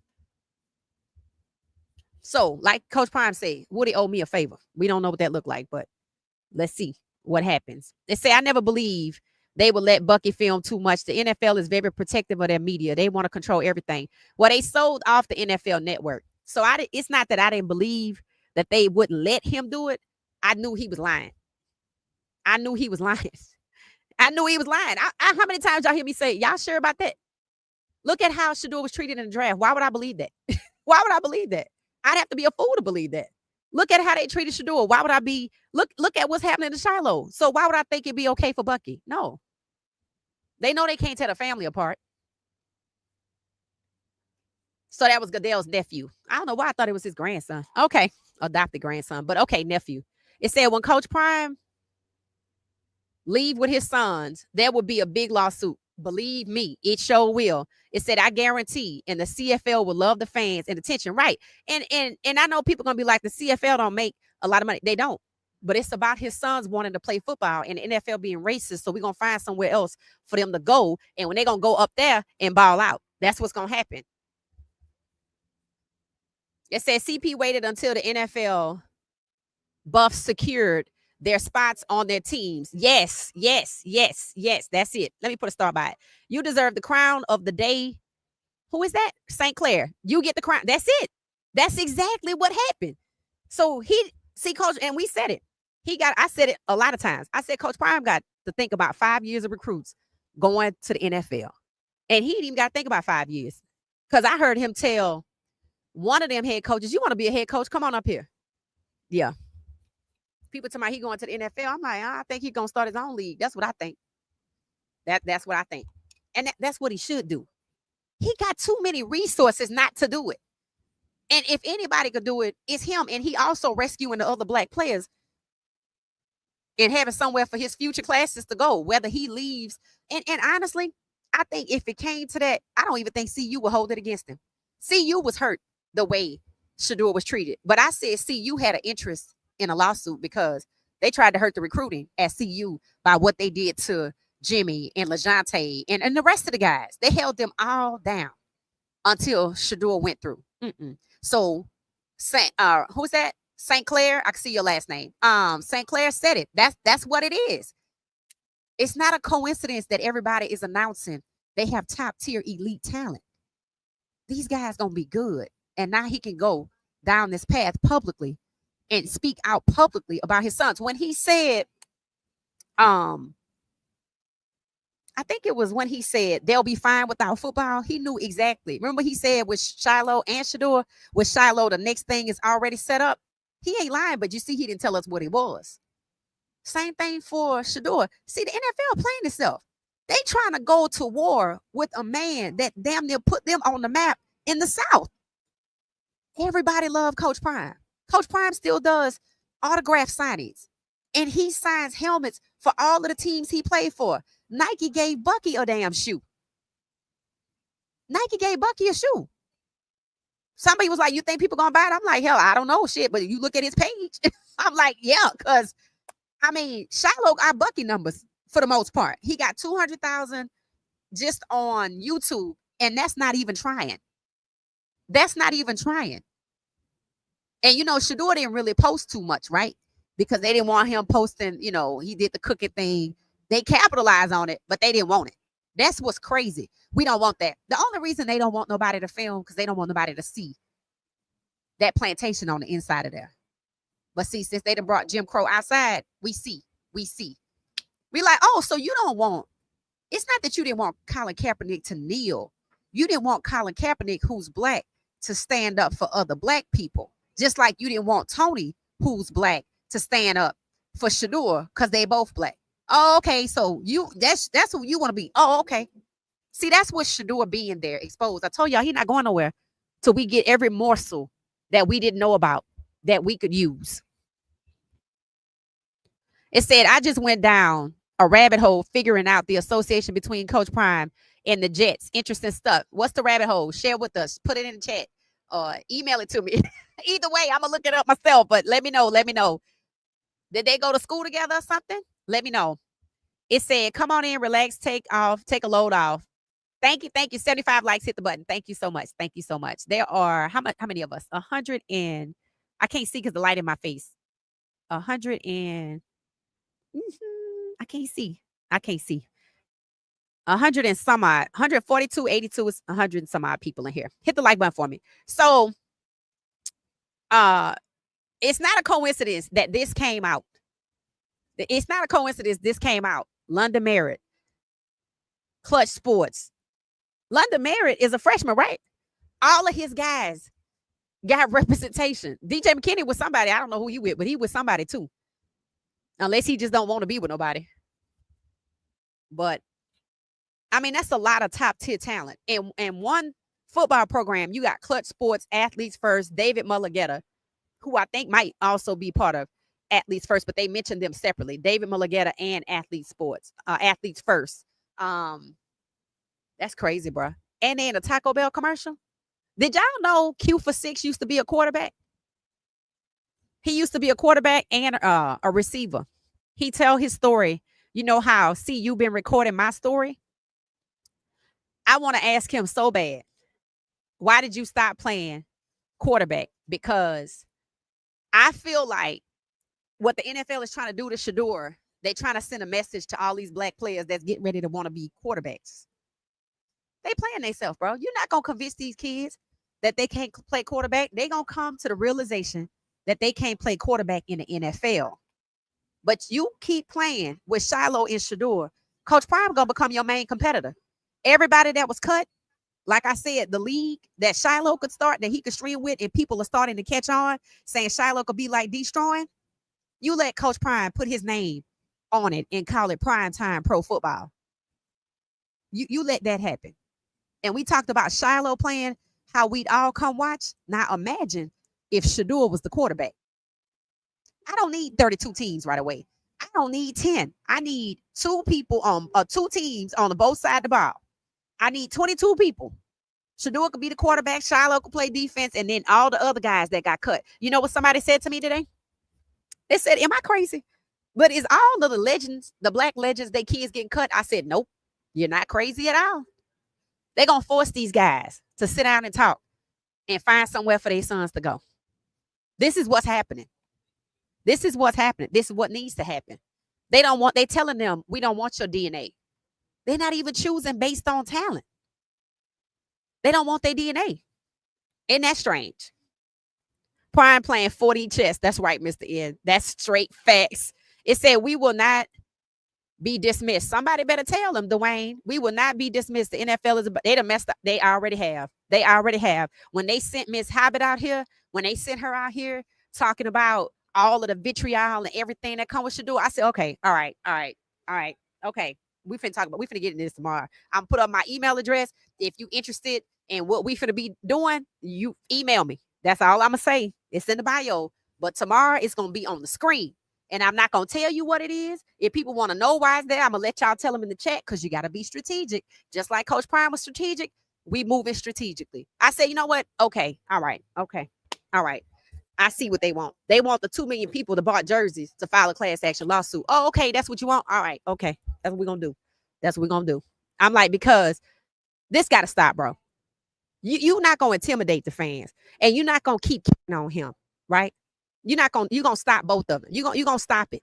So yeah, they didn't already FAFO. They already have. If you ask me, they already have. But that's what they want. I say, y'all want the 2 million people to buy jerseys to buck you in a damn class action lawsuit. That's what you want. Oh, okay. All right. 144. That's it. I will email you. I am still investigating. Okay, Peter. What she said, 404@gmail.com. Queen, love your hat. Thank you, Elijah. Thank you. Any word on block bully? No. Block bully nor Bentley. Neither one. I don't know what happened to Chidozie. I just find that so strange. I'm so glad BJ got an opportunity, because I thought they was going to snub him too. And you see, he went out there and balled out. BJ Green is exactly who Coach Prime said he was, a dog. So, I thought they was gonna snub him for real though, because look how they did Chidozie. I don't even understand that. He didn't even get an opportunity, and Coach Prime likely tried. It, so I don't know what's going on there. Coach Prime knows the NFL inside and out, and that's, you know what, Tina, that's facts. If anybody could sue, it's Coach Prime. It's Coach Prime. I say, y'all want to sit up here and force this man's hand, and maybe they feel like, well, we're gonna retaliate against your players. You see, they already got representation. You see, but that's okay. Because it's called the feint, F-E-I-N-T. While the NFL over here attacking the Sanders, over here on the other side, you got the fans ready to gear up against the NFL. I said it. I said, oh, they want to go to war with their fans. All right. I said that in the draft. I'm like, okay. And then Cleveland, I'm like, oh, okay. Because we're not Cleveland fans. And for people to be upset that we come cheer for Shador and try to say that he don't play for Cleveland, but Carson Schwarzenegger does. I'm like, look, I don't need to read between the lines.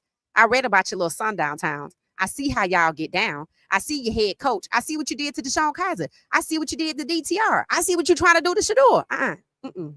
God don't make me aware of things for my just my benefit, right? I'm not supposed to just know all of this, have all of this access to information, and it just be out there. No, you're supposed to do something with it.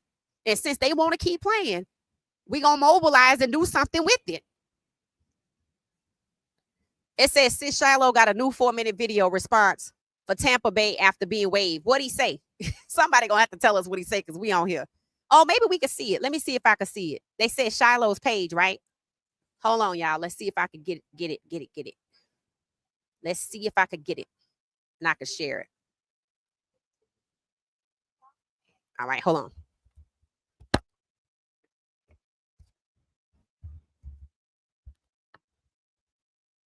Oh, here it is right here. All right. Let me share my screen. Oh, here. Okay, that's him right there. Hold on. 21,000 people already watched it. I'm like, okay, we just finding out. All right, get ready to share, y'all. Get ready to share it. I might have to start and stop. You know how I go. Hold on.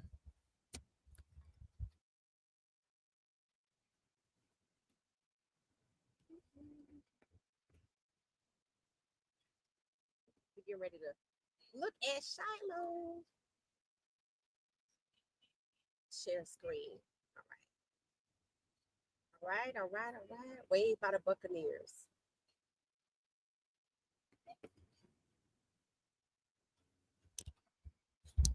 Okay, before I press play, because I want to make sure y'all can see it too.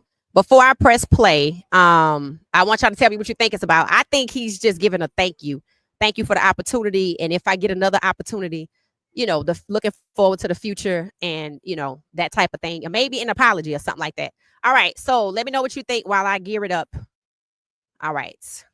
Here we go. 1, 2, 3. I turn the volume up. What's going on with y'all, man? I ain't been posting in a long time. I've been focusing on football. You know what I'm saying? When I'm locked in on football, I don't really be on social media and stuff. But as you can see by the title of this video, I got waived by the Buccaneers. First and foremost, I just want to say I believe in God. And I know God always got a plan for me. He always had. And, regardless of anything that's ever happened to me, I've always came out on top. I've always came out winning, and I feel like this is just part of my story, to grow and do bigger and better things, whether it's finding another team, whether it's, getting another opportunity in the NFL. It is what it is. I truly believe God, and I don't question anything, and I believe everything happens for a reason. But, my time being up here with the Buccaneers has been nothing but great. Just the city, my teammates, my coaches, everybody's always poured in love and support towards me, and I'll forever be grateful for that. And I truly just want to say I appreciate everyone for everything. I've had the best time up here in Tampa, but everything just happens for a reason, and it is what it is. So I've been talking to my agent, and we're waiting on the next opportunity. If that's the NFL, cool. But God's blessed me with a lot of talents to do other things other than play football, And I feel like in every athlete's life, it becomes a point to where the game ends for you. And I'm not saying that's what it is now. I'm just saying mentally I'm good because I know that I got a lot of talents and I've been blessed. And basically every athlete comes to this point to where you find yourself without the game of football, and then you thinking about what can you do next, what now. And I'm thankful for my family, my friends, and just my support system. I've been cool, I've been good. um the NFL is just, I mean, they call it not for long league. Nothing's ever certain. Even if you make the team, it's not certain. All right. So y'all know I got to talk through it. All right. So as y'all can see, he's saying, things change. NFL is not for long. Obviously he didn't expect this, but like he said, he has a lot of talents. He's working with his agent. If he can get another opportunity, they're waiting for another opportunity. And if it doesn't happen, then he's saying he'll be fine. He understands that, in the NFL, at some point you have to say goodbye anyway. And that, he'll be fine. And he'll be fine without the game of football. So he's not distraught. He's letting his fans see that he'll be fine. And if they ice him out, right? It just means that he's better off doing something else. And his brother could be right behind him. His brother could get cut. Guy could let it happen. And that means what I said. They too good for the NFL, bro. They're not these kind of guys that's going to turn their backs on their fellow players because they're black and the NFL has a grudge against them or doesn't want them to be a quarterback, or are they willing to submit to being buck breaking? They not, that's not who they are. That's not who they are, right? These are two very spiritual people. And y'all know Shador was moving closer to God, and Shiloh is gonna get there too. So I'm just happy that he chose to sit down. I hope this is one of a beginning of more consistent videos and he go the destroying route, because we love Shiloh and we think he will be he will be fine. He will be fine. If you just want to play football, you don't care who you play for, right? And again, Shiloh goes on after the league kicks him out with a double standard while they still have Sean Payton and Mickey Loomis and people. It's other people too, right? While they try to get Gruden back, right? It shows you that the NFL is not the place if you're black. It's not. It's not the place if you're black. It's not the place if you're decent, right? The luster has worn off of what we thought it was. Now we have a closer look because of Shador and Shiloh, what it's really about, right? So Let's just see if we can finish the video. All right. So you always want to not really have a backup plan, but you always want to have other interests that you're interested in. You know, I've always done that my whole life, playing football with music, acting, modeling. Um, I'm well versed, and my parents made sure of that. So, you know, I've been prepared for anything to happen because you never know what could happen. But I truly believe God got a big plan for me, and I'm grateful to bring y'all along with me and keep y'all updated on everything. Um, you know, I've been seeing y'all's comments, y'all's DMs. I appreciate all the love and support, but I wanted to make this video today to make sure y'all know that I'm straight, everything great, and I just want to say thank you to everybody. Uh, Especially thank you to the Buccaneers for even giving me this opportunity. Y'all seen how the draft was. Yep, Y'all know I'm lucky to even get a shot. You that's know, true. seeing how Shador went, I knew what was gonna happen to me Right. going undrafted. So to spend this time with the Buccaneers, to be able to learn from all the great coaches we have up there, and just being in a great building with some great players, is it was a great experience for me, and I'm forever grateful for that. I'm so glad that he mentioned the draft because he said it. He said, "Look what they did to Shador. You know that if this is what they did to you, you know what they're gonna do to me. And then look what they're doing to Shador, and look what they did to him. It's the draft all over again.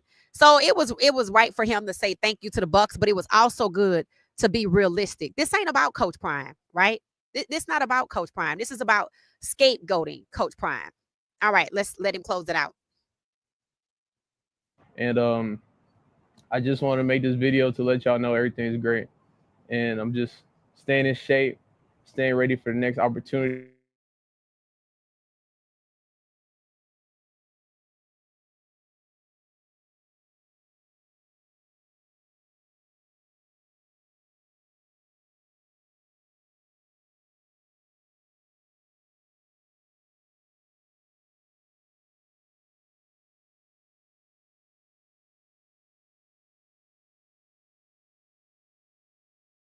And I just want to say thank you to everybody.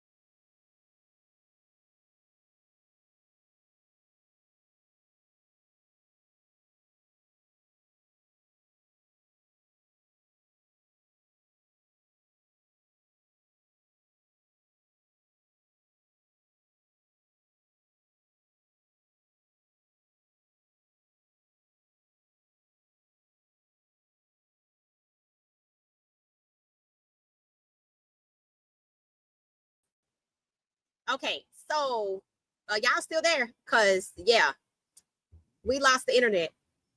All the power went out. And luckily it seemed like the stream was still live. So I'm still on here. I'm still on here. So if anybody's in the comments, let me know if anybody's in the comments. Can y'all see me?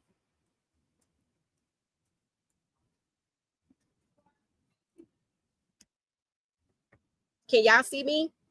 Okay, yeah. So the power went out. It came back on though. That's what happens. All right. So okay, so the power went out. Sorry about that. Let me take this off. So the power went out. I think we finished looking at Shiloh, right? So we were watching Shiloh and the power went out. So I'm sorry about that. It was totally unexpected, but it's back on. I guess once the power goes out, the Wi-Fi goes out and we're connected to wireless internet. So again, my apologies, but I'm glad y'all was still there. If it happens again in the future, we know, stay right there in the chat. It'll just cycle back up. But Shiloh, back to Shiloh. So it was a good video. It was good to do. He he let the fans know, he's good. But I liked how he said he read his DMs, he read the comments. He know God got something big for him, and it does. And what did I say? I said I need a big name player to walk away from the NFL, and maybe none of the guys would walk away. So God let this happen, so they could turn around and see how the NFL really is. Because sometimes God will move you somewhere else if God knows you won't walk away, right? Because I've been planning on this all my whole life, but is it necessarily the right environment for you? And that's what I think has happened to Shiloh. That's what I think is going to happen with Shedeur, because I mean, honestly, Cleveland is just openly discriminating against Shedeur. Let's just be honest, right? I don't have no problem with saying it. That's what it is. Like that's what it is, and we going to war tomorrow. So, I'm happy for Shiloh. It's just not the right environment, and I don't know what it was like when Coach Prime was in the league, and maybe things got better from Lamar Jackson to Kyler Murray to C.J. Stroud, Anthony Richardson, Michael Penix Jr. But when it came to Cam Ward, Shedeur Sanders, and Jalen Milroe, they don't want it. And when you look at all of the Legends kids are just being booted out, they don't want the DNA. They don't want the black DNA. Somebody already said the Cleveland Browns have majority white skilled players. They said that before Shiloh got kicked out. And it looks like, to me, the NFL is turning its back on the black legends. That's who need to go and get with Coach Prime, and they need to start. Just get a team going and stream it. So I hope Shiloh get my message, because people are starting to say you could be like destroying. I mean, basically that's what I'm saying, but they can identify with somebody, right? And because that's who they watch. So they're going to be fine. And I think Shedeur is next. If like Coach Prime said, Woody owe him a favor. And if Woody like, Prime, I just can't do it, and he could do it, right? You don't see them fighting over Michael Parsons going to Green Bay, but they won't do it for the Sanders, but they didn't kick all the Legends kids out. You're being forced to start your own league. That's what you're being forced to do. Pull your resources. And you don't need to start 32 teams. You don't even need 10 teams. I just need 2 teams to play consistently week in and week out for like 10 weeks. That's all I'm saying. That's all I'm saying. Just start there. Right? And at the end, whoever wins is the champion. And then next year you add 2 more teams. I mean, that's how the NFL grew, right? You don't have to have 32 teams all at once. One time the NFL only had 28 teams. Well, sometimes they didn't have that, when it went back to the days of black and white. But there's always been corruption. From looking at documentaries, always been corruption, even with Lambeau. And we got a field named after Lambeau Field. So, you know what I'm saying? Thank you, Tina. So, it's it was good to see him. It was good to see him. I think Shedeur next. I said it to him. I was saying, Shedeur need to just go and retire from the NFL. Don't let these people waste your best years.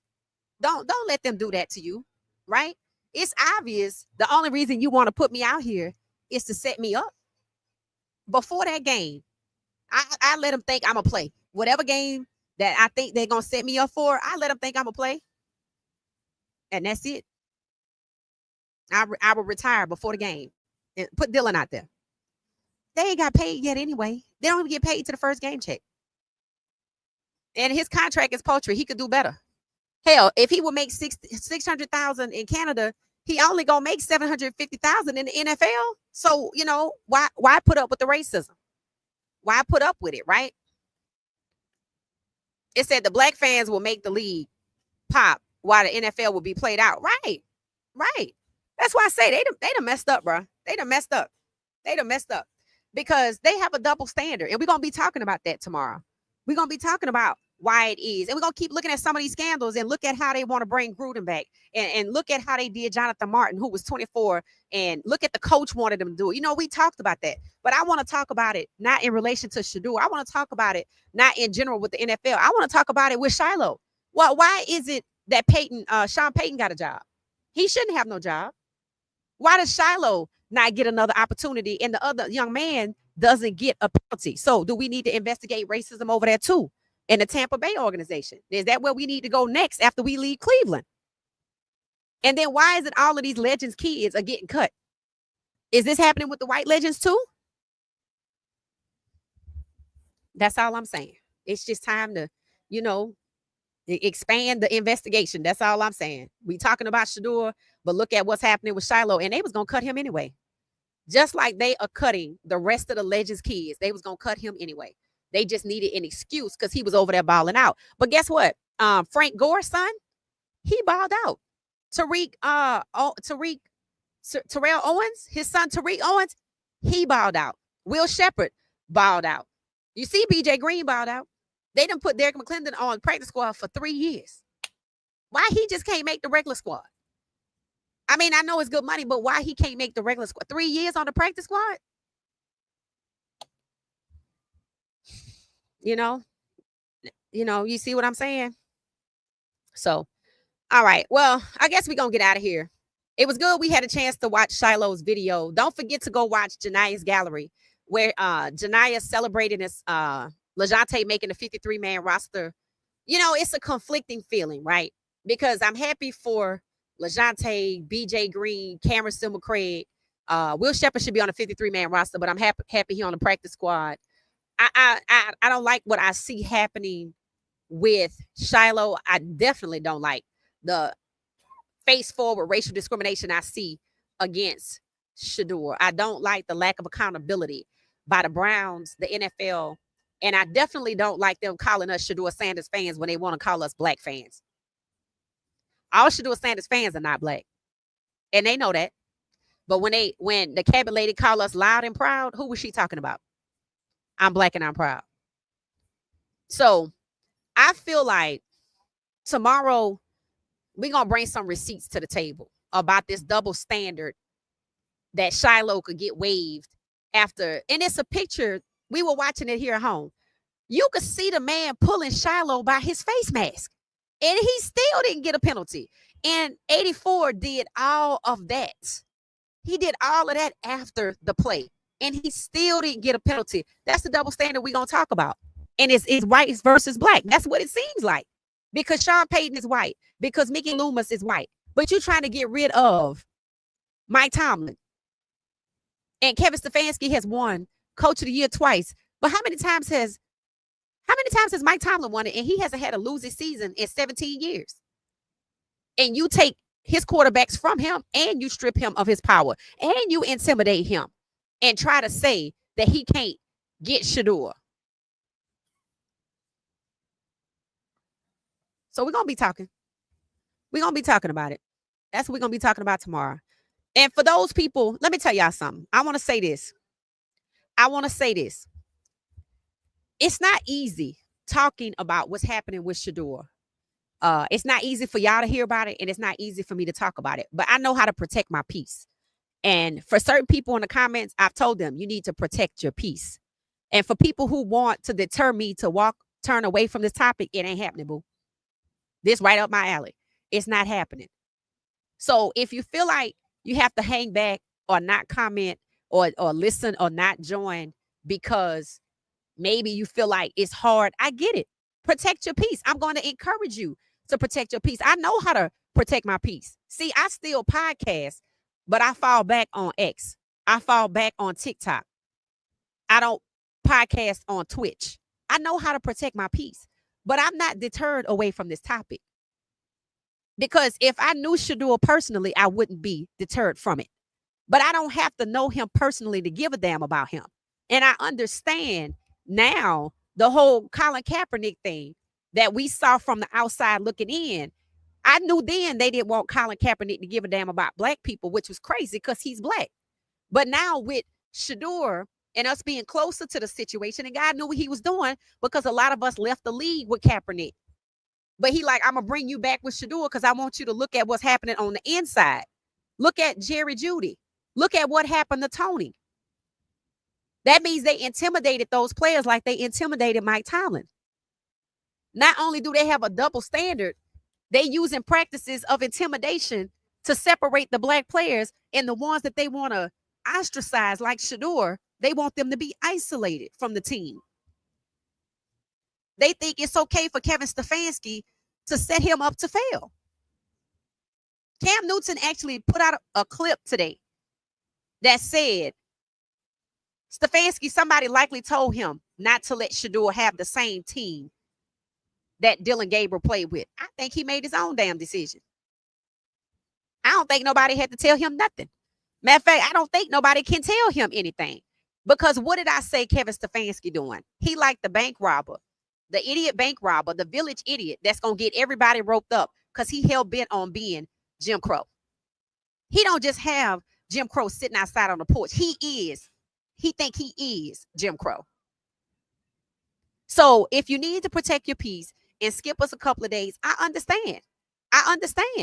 But there are a lot of people who are vested in this topic. We're not going to turn away from Shador. Hell, I had to block and mute all of the Browns media to the point I don't really even know what's going on.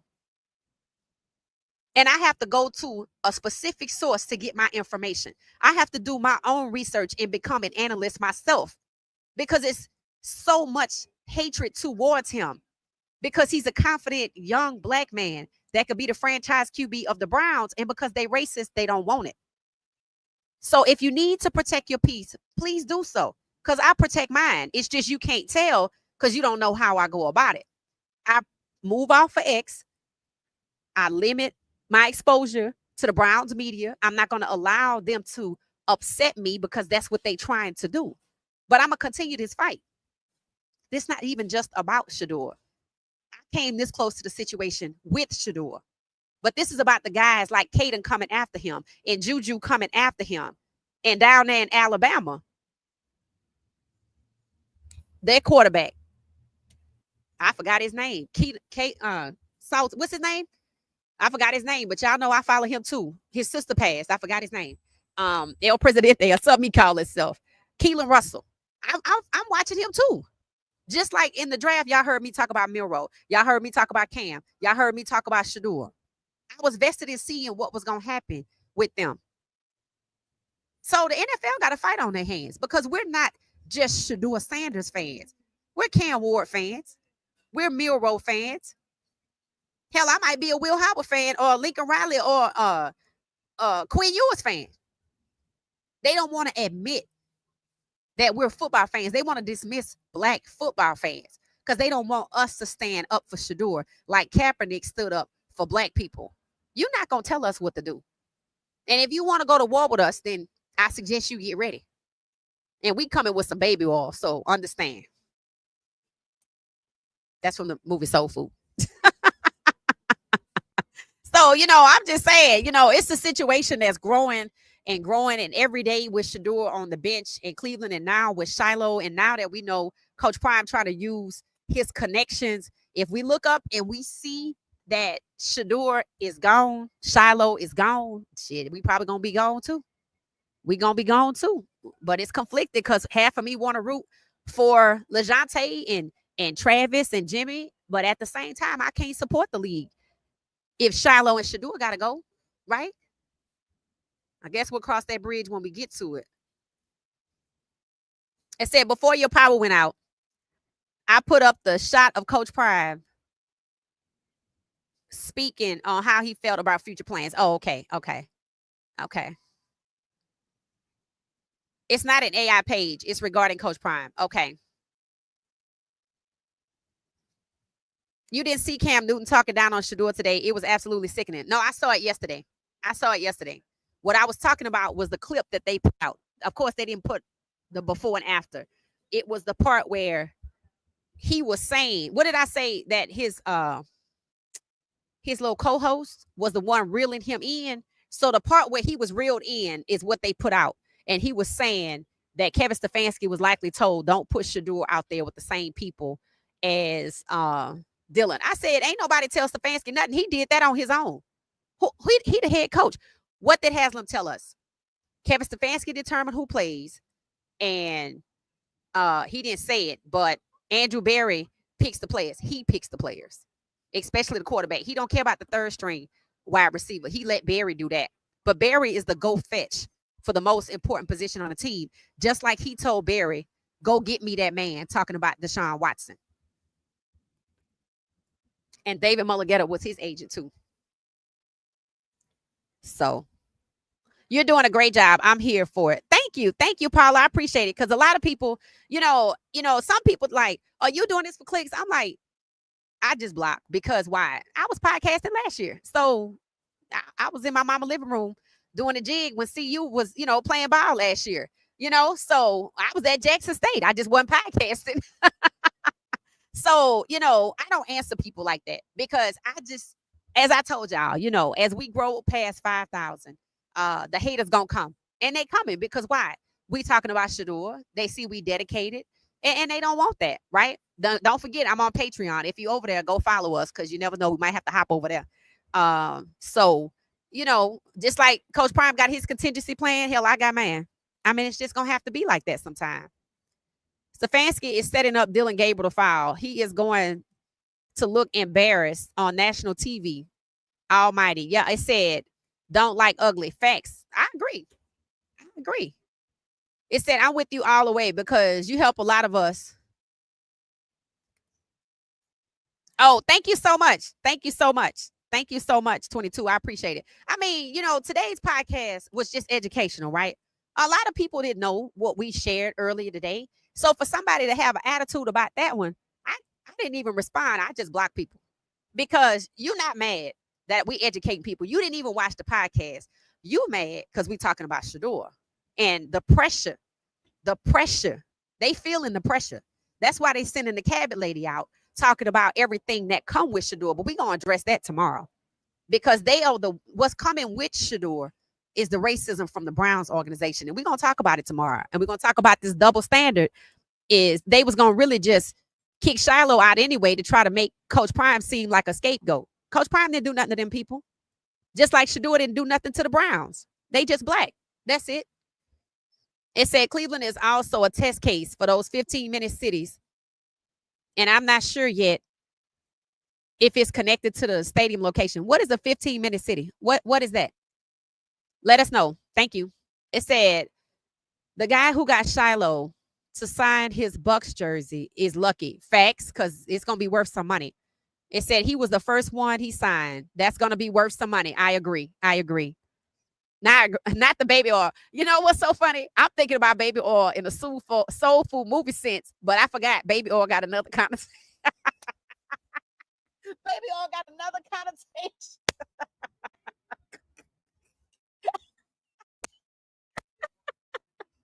Maybe we need to come with it. That's going to be funny as hell. Oh, I can't wait till this go viral tomorrow. I'm gonna have to post a picture of the movie Soul Food where the wife put all the baby oil out there on the bathroom and they slipped on the floor. Oh Lord, that's hilarious. Thank you, Tina. That's so funny. Oh Lord, that's hilarious. I'm gonna catch it tomorrow. That's gonna be funny. That's hilarious. Tina say. Not the baby oil, not the baby.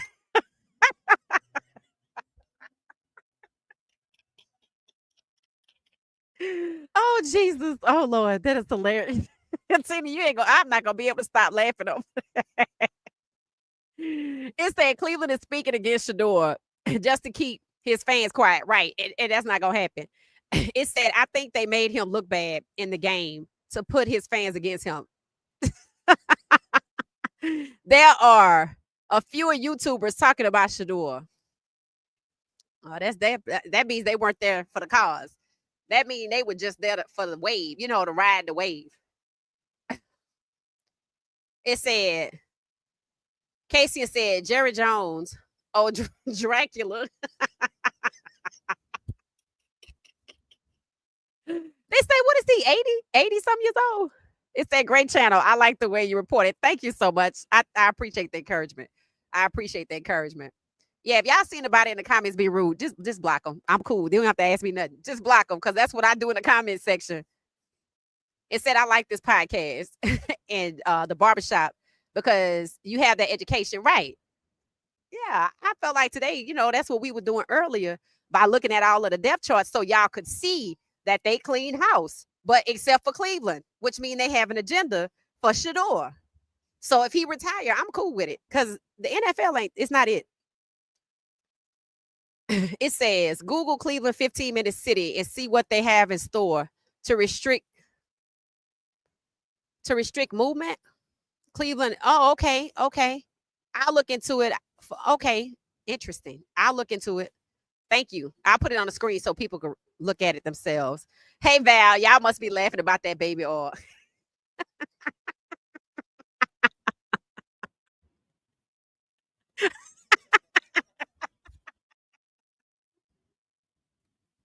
Hold on for me.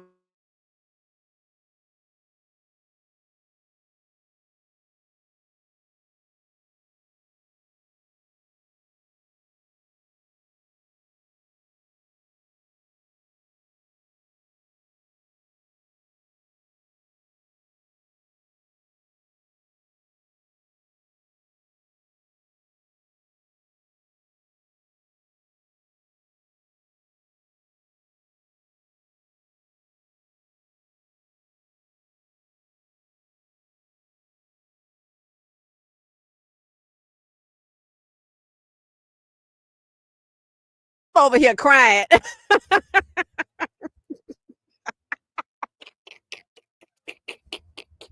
over here crying about this damn baby oil.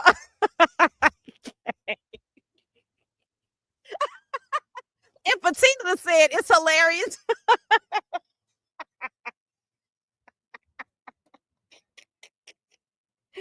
Oh Lord, I actually have tears running down my face. I'm laughing so hard.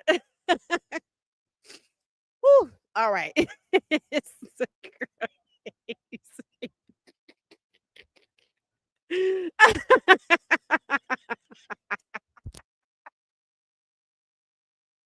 Oh, people watch this tomorrow. They're gonna be like, what?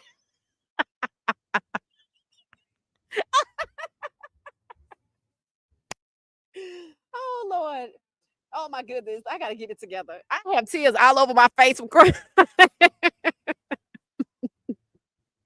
He's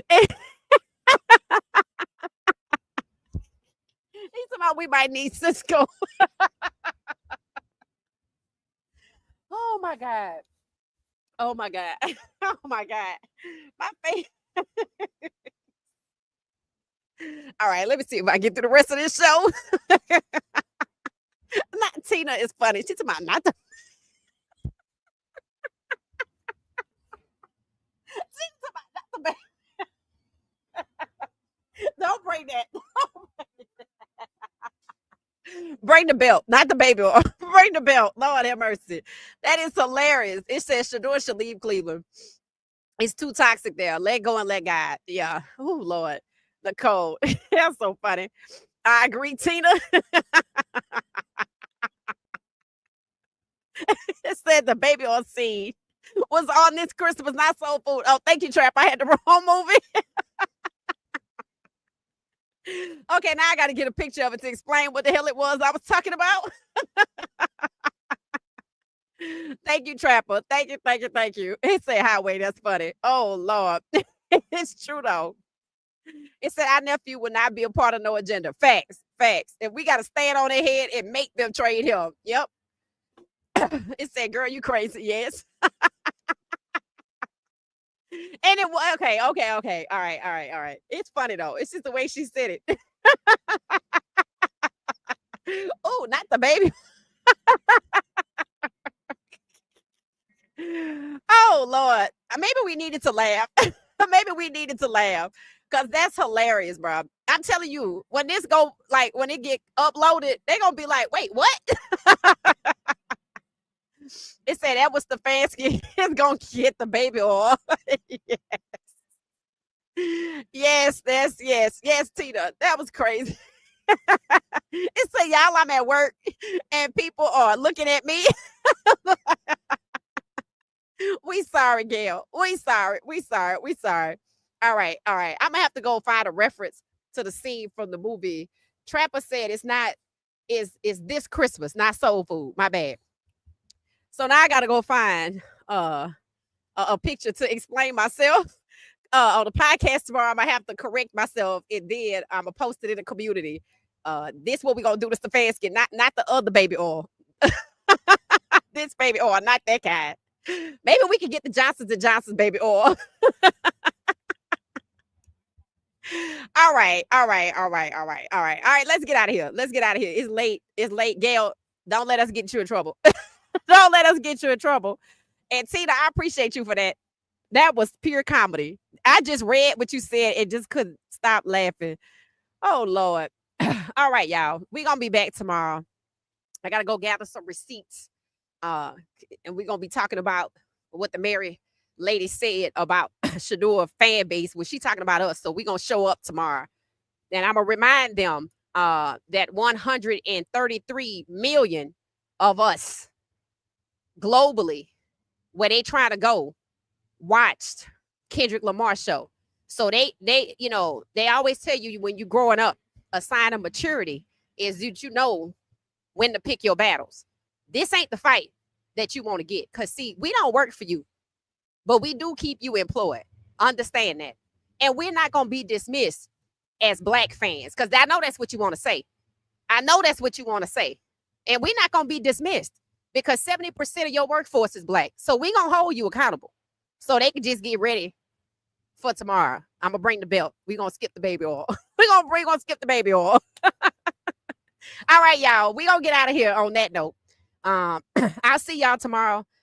Turn your notifications on. Don't forget, members, it is members live stream Friday is tomorrow behind closed doors. I don't know what else we could say that we didn't say on this podcast, but 6 p.m. tomorrow, then we're going to get ready for the game. So we'll go from 6 to 7, and then we'll get ready from the game from 8 o'clock on to the end of the game. And then we're going to talk about the game after the game. So be prepared to hang out with us for a couple of hours tomorrow. Join us at your leisure if you at work. Bring your headphones and get ready for tomorrow, right? It's game day, and it's the first kickoff game, and Coach Prime has not lost the opening season game since he's been coaching.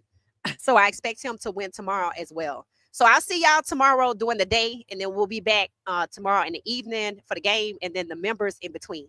All right, have a good night, everybody. Thank y'all so much for being a wonderful community. I appreciate you. Thanks for watching What She Said Sports.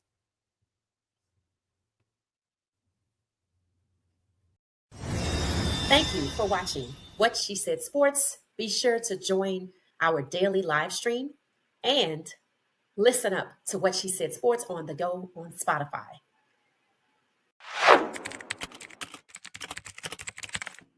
Thank you for watching What She Said Sports. Stay for another video.